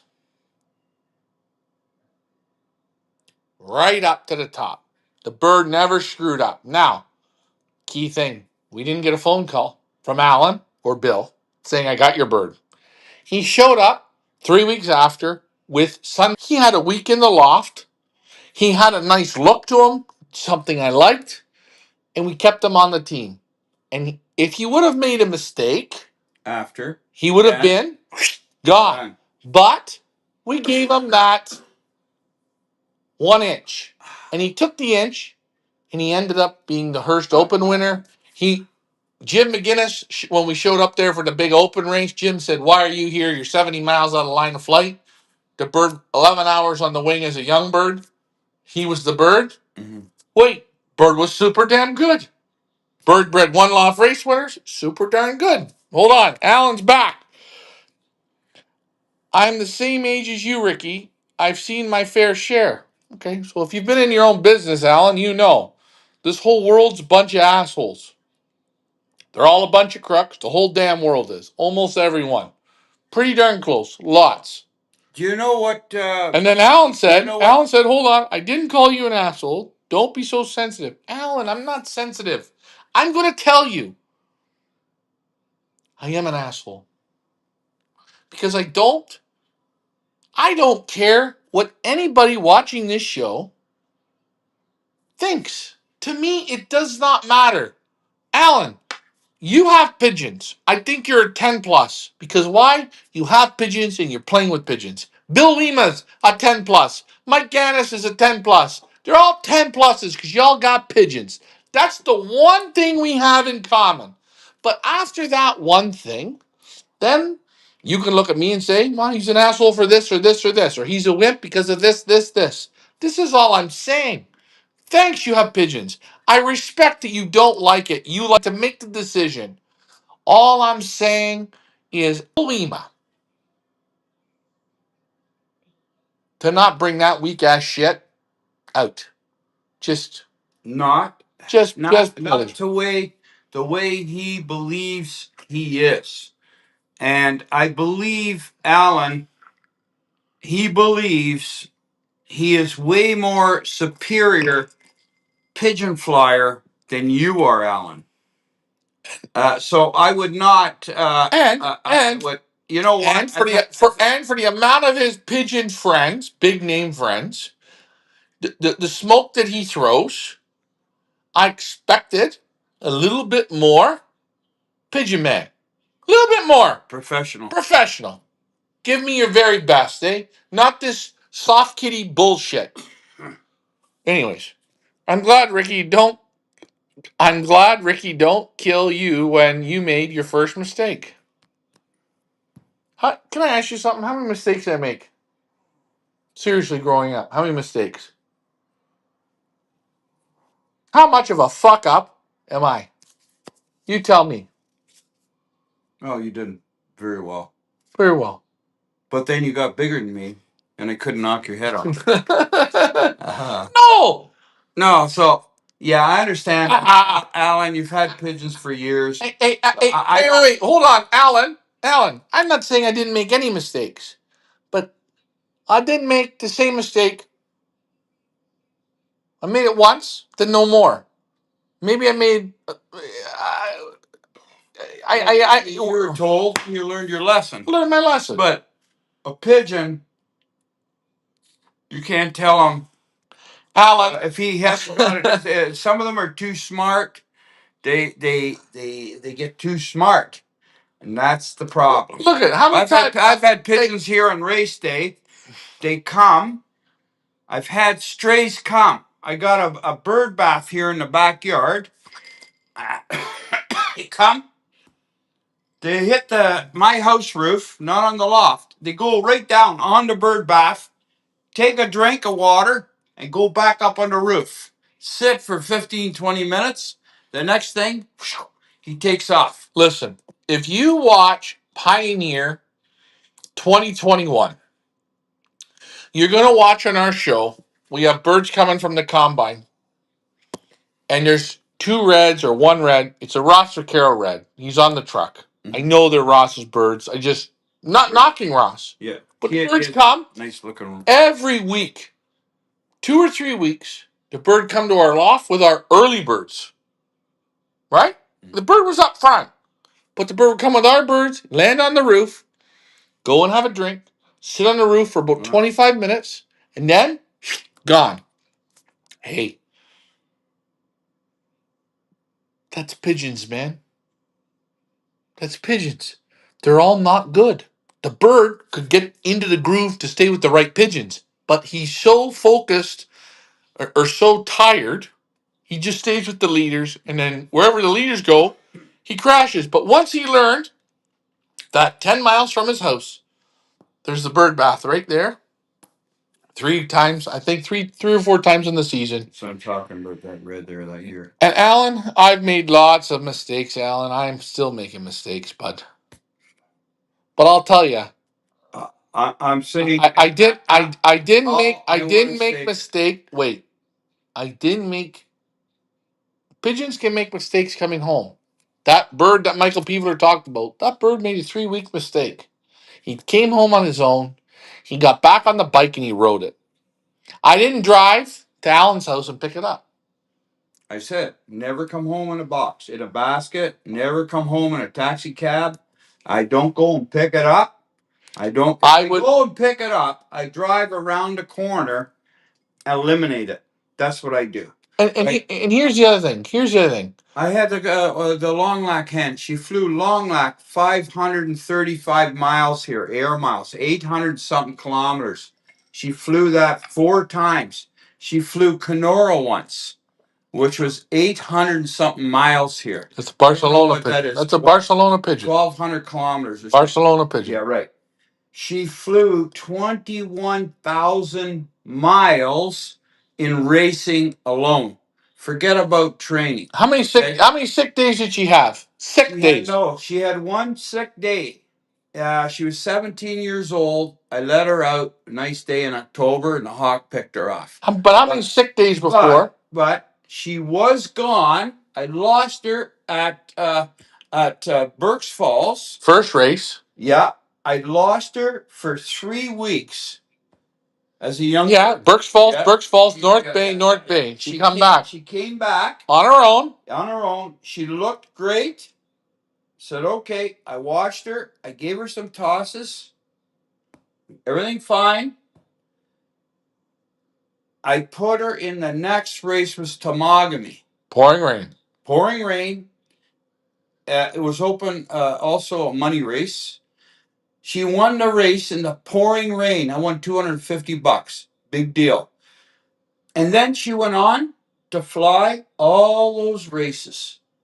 And never a mistake after. But when she came from Kenora, she had half of her tail out. Hey, Alan, it was a good discussion, and I don't think you're an ass. I don't think you're a wimp or a pussy or whatever. We always see things differently, and that's what's great. And guys, I'm going to say something about Alan. One thing I respect.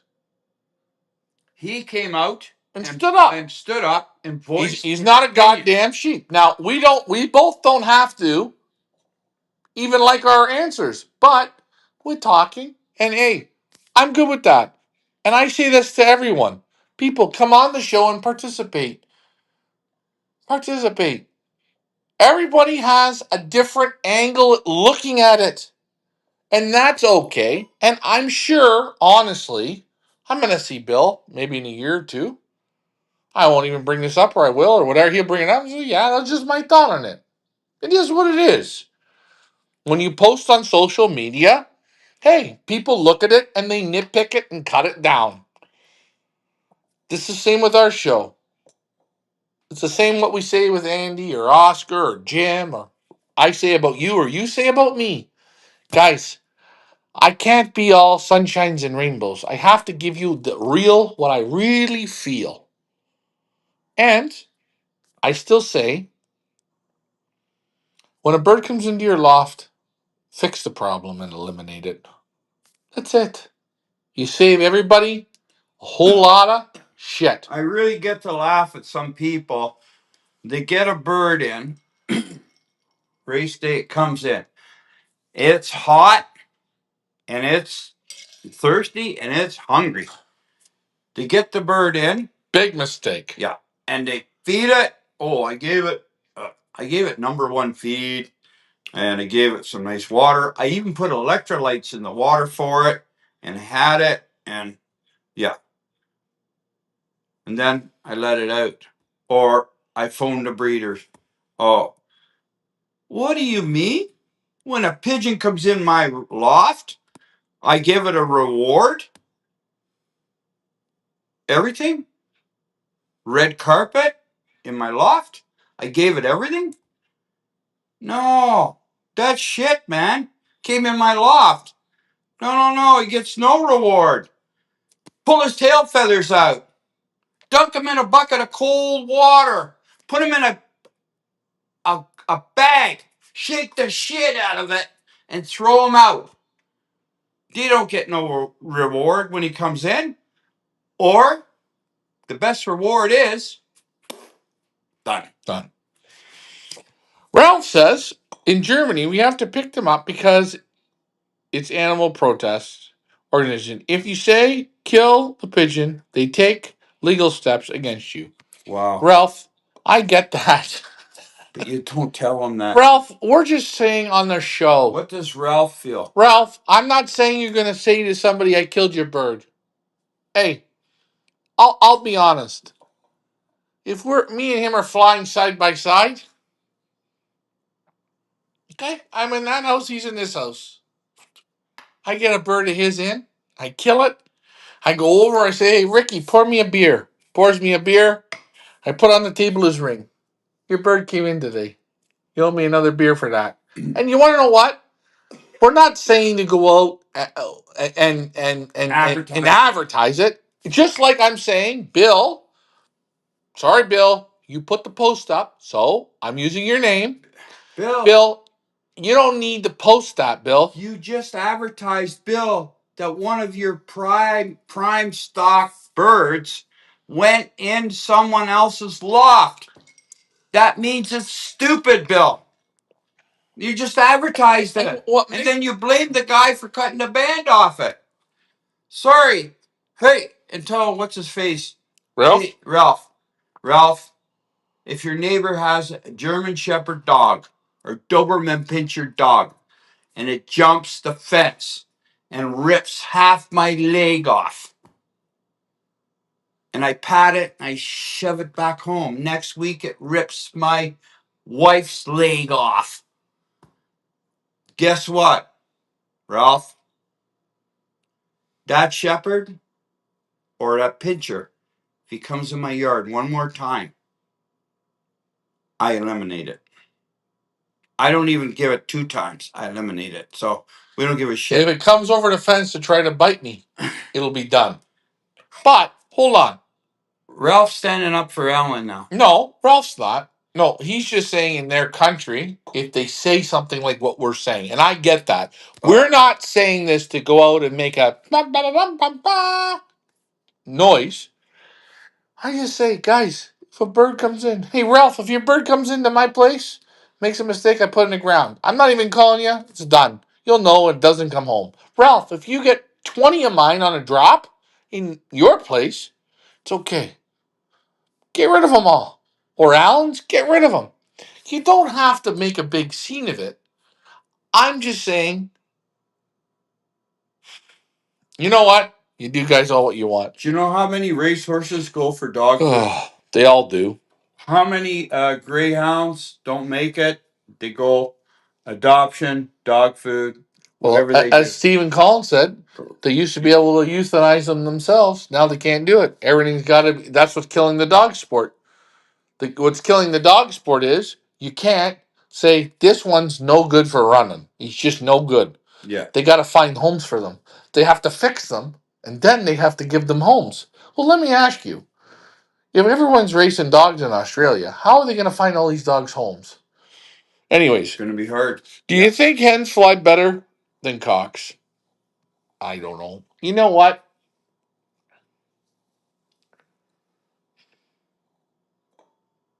I've seen a lot of good cocks fly week in and week out. I've seen a lot of good hens. What do you? I don't know. You know what? I have this thought. If you're stupid, if you're real stupid, oh, Maybe if you're not stupid. But if you're only focusing on hens, you'll throw away a lot of good cocks. If you only focus on cocks, you'll throw away a lot of good hens. But if you can fly a team of pigeons, equal cocks to equal hens, and you can put them properly and do it properly, I think you get the best success. But again,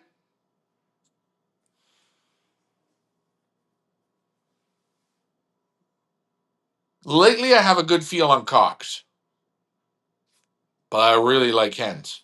Young birds, I think hens are better. You know what? I don't know. I don't know. You know what? I really, it's a mind numbing question because have you ever thought about it? Eh?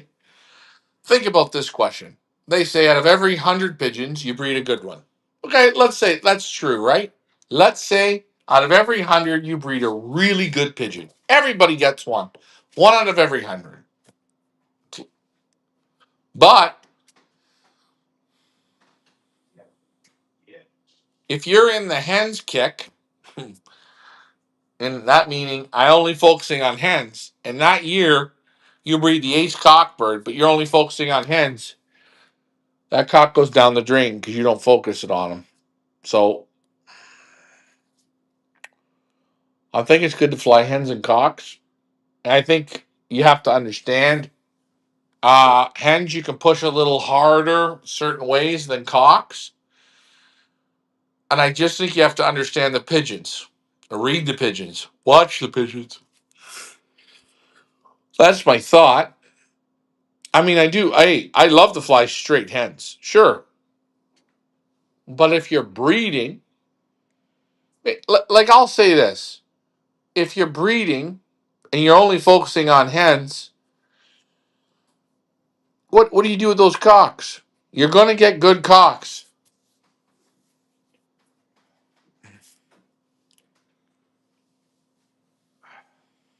So, my thought on that question is if you can fly both, fly a number that's able to fly both, then fly both. Because you'll find some years I think you're going to have better cocks than hens. Some years you're going to have better hens and cocks. You might go 2 or 3 years with good hens, then all of a sudden you get cocks that are phenomenal. It happens. Get a load of this one. You say with men, especially in soccer players. Mm-hmm. Soccer players and men in the military, the Navy SEALs. Yeah. This is a true thing. Men produce the Y chromosome, and the Y chromosome produces boys. They say, why do most football players, soccer players, have more daughters? And why do military in the SEALs, the high end military combat fighters, have more daughters than ever sons? Wow. When the man gets stressed to the highest level, his production of Y chromosomes drop. So he only, if he has children with his wife, only can produce daughters. And that's because the male is stretched to the peak of his. He's pushing to. He's over. Yeah. That's what they said. I seen it. I don't know if it's true, but that's what they say. Thank you. I appreciate your reply. Hey, no problem. Jordan Poulsen, holy shit, where have you been, my friend? When are you going to come on one of our Pigeon Boss tours, Jordan? You and your dad should come. I tell you, you'll love it. Exactly. Got to do what you got to do. Everyone has their own opinion. And Milton, you're right. Everybody has their own opinion. You know what? Ask Ricky. We like ketchup. Ketchup's great. Came to Belgium, you had curry ketchup. You never had it in your life. You like it now better than regular ketchup. Yeah. Guys, everything on this show is our opinion, your opinion. You listen, you take from it what you want. We don't judge. I don't judge. I don't think Alan's a bad guy. We have a lot of truth, though. Yeah, I'm not saying Bill's a bad guy. I'm not saying the guy who cut the band off's a bad guy. The guy who cut the band off had a thought in his brain. And his thought was, Bill, or whoever this bird is, I'm going to tell you this bird was shit. That was his thought. Was he wrong? No. No. Now I look at it and say, why'd you waste your time? Just kill the damn bird. And then I look at Bill and say, why'd you waste your time making a post this bird? Okay. But all three different men had all three different ideas. I noticed lately a lot of clubs are having big young bird losses. My mentor said, doesn't feel sorry. He's glad when it happens, when you breed shit. A lot of pigeon guys that breed the pigeons. So if you think about it, you wean the pigeon at 4 weeks old, 5 weeks old. 4 to 5 weeks old, you're going to wean it. Now, you could wean it, argument's sake. 2 weeks old. You could wean the pigeon at 17 days. You can wean the pigeon at 35 days. There's Yeah. a group, there's a zone there. But then the next zone is the birds go on the board. The next zone, the birds go out. Now, by the time the pigeon is between 8 weeks old, 8 weeks, they're starting to fly pretty darn good. Okay, from when it was hatched. At 10 weeks, they're starting to really roll. Yeah. Now, once you go past that time, if you don't train them and you just keep letting them loft fly, they get stupid. They go retarded. They retard backwards. So, and I talked to Lars about this. Lars said same thing. My pigeons are ranging. As soon as I seen them range for an hour, gone 2 or 3 times. He said 2 or 3 times in 1 week. I start training. You know how many young birds he lost? Yeah. None. And don't stop. Just keep training. Keep training. Keep training. Don't stop. Same as the molt. I said, don't stop. Don't stop. I had to stop for a week because I was in the hospital. Well, I hate to say it, but you're in trouble. It's the same thing. Yeah. You're training pigeons, and a pigeon. How many times have I seen it? Training. Go in the loft. Go in the loft. The next day, one young bird or one old bird dead on the floor. Take it, throw it out, put everybody back in the basket. We train again. 90% of the guys shut everything down, start treating. Nope. Only one died, out. Everybody looks, how good does everybody look? They all train like bullets. Even this one that died trained like a bullet. Keep going. No medication. I'm not going to stop. And I'll tell you, push them, they'll come. Once you stop, nothing but problems. Yeah.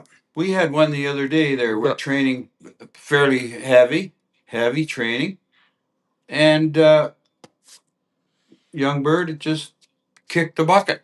Couldn't take it. We had like 4 days of heavy headwind with high temperatures up around 33 degrees here. Yeah. That would be Stone dead in the loft. just around 100 degrees the other way. Came in, stone dead. Took a drink of water and said, hell with this. Done. And those are the pigeons we don't want. You got to do the job. Those are the pigeons that will get reported, and Alan wants to make the decision. Thank God the pigeon died. Anyways, how many miles do you train when you train young birds?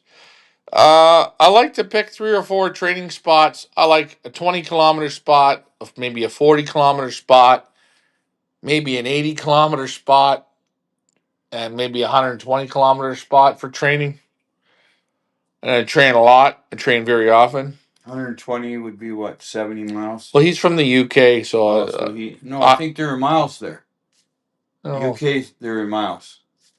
Yeah, so maybe 10 miles, 25 miles, 60 miles, maybe 80 or 90 mile spots. And I pick just the same spots. I don't go I don't train them all different. I pick 3 or 4 spots. Maybe in UK, maybe they can't train that distance. Maybe the way the land is, the road is. I don't know what. Michael Peevler, what rate of early young birds to late young birds? Who wins the final OLRs? Um, I don't know if anyone ever did a study on it. I always think pigeons that go at the end do the best. You mean that are received later? Yeah, most of the time I find the pigeons that go towards the cutoff date, like a week before the cutoff date, they do the best. That's my thought. Now, there's people watching and say I sent birds the first week and I won. Okay, great. From what I've noticed, The returns. yeah, I find the pigeons that get on the bus the quickest, or almost the latest on the bus, do the best. Ralph says medication makes them weak. Ugh. Yeah, medication does make pigeons. It's not medication makes them weak. Medication, when you take medication, it takes out the fire in you. You know? Hey, do me a favor. Be in great condition. Okay? Take a sleeping pill. In 2 hours, you can't stay awake. Meanwhile, you're a strong guy. But the medication kicks your ass. You have handled a lot of good pigeons. What is one thing in common that most have? If you come on the tour, you'll feel it. Most of the super pigeons all feel the same. They have the same build, the same buoyancy, good arms, good vent bones, tight back, buoyant muscles. Normally, they have muscles on their eyelids. They have great muscles. They normally all have real good eyes. And when you hold them up or when you see them in the loft, they got that look that looks almost through you. They got the look of like, man, that's one hell of a damn good pigeon. You got the balance. They got it all. And you know what? If you've handled super ace pigeons time and time again, now you're going to handle the odd one that's not perfect. But the consistency of good pigeons is always the same. They're pretty much cut the same way. They got that feeling. I don't know what it is, but you'll feel it. The feathers are great. They're just put together the way you want them to be. You gotta have the fingers. And you have to handle them. You have to have that. The fingers. You know, You have to have that feeling. You have to be able to blindfold yourself and take birds and say, this pigeon feels like shit. Oh, this pigeon feels like shit. Oh, this one. I almost. Oh, this one. Oh yeah. I almost promise you, you feel pigeons that win a race flying 1900s. The speeds. You feel a pigeon that wins 300 miles, 250, 300, 400 miles, flying 12, 1300. The pigeon you put in your hand, he'll be the right one. He's going to feel proper. The faster the races, the more unbalanced or wishy-washy they can feel.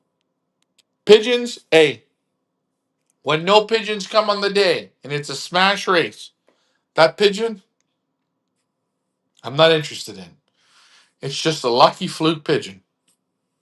But pigeons on good racing days, the speeds aren't too fast. They're not too slow. They're right there. Between anywhere from 1,000 to 1,300, you'll feel those pigeons. The throat isn't important. Yeah, throat's important. Back's important. Eyes important. Wings important. Balance is important. The step in the wings important. The forearm strength is important. Not all the pigeons are going to have every point, but they will have so many points almost close to the same, where you give or take. That's what I'm saying, Ralph. Yeah, you take, if there's 10 points you're looking for, they should have 80% what you're looking for. you understand what? Pigeon Racing UK. I think if you want real good sprint pigeons, I think the Lambrex pigeons, uh, i- Sorel Lambrex, I think you'd be very happy. And yes, we represent them. We've done auction for him, one auction, but I've seen him. I've met his sons. I met his family. I know Stefan Lambrex. The family has very, very good pigeons, success pigeons year after year after year after year. That's what you're looking for. Are there maybe guys, maybe this year a little better, or next year a little better, or yes, you're going to have that, but consistency, year in, year out, year in, year out, you're not going to go wrong. Same with Marcel. I guarantee you, he got very damn good sprint pigeons. All they do is sprint pigeons. That's a name where you'll go and get pigeons, maybe at €200 a pigeon. Anyways, we've been on for 2 hours and 11 minutes.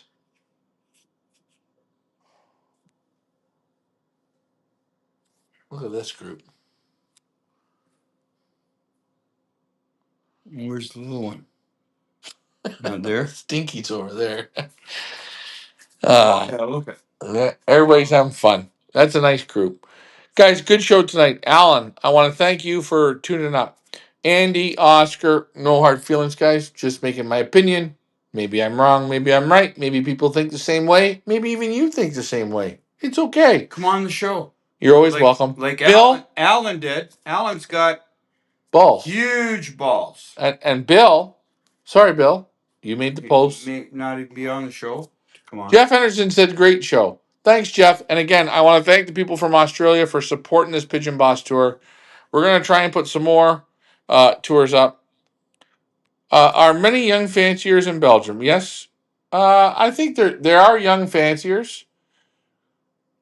Again, it's like anything, eh? Young people like the internet. They don't like it's harder and harder and harder and harder. But there are good young fanciers coming up, and there will be. There will be. Always remember, in Belgium, there will always be superstar pigeon flyers.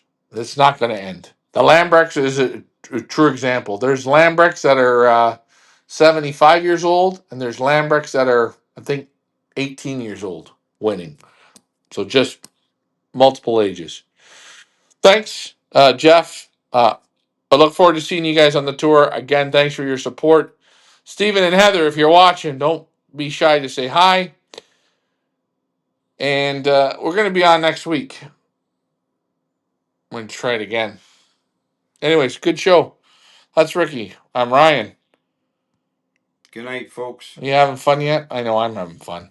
So are they. Alan, good job. Good night.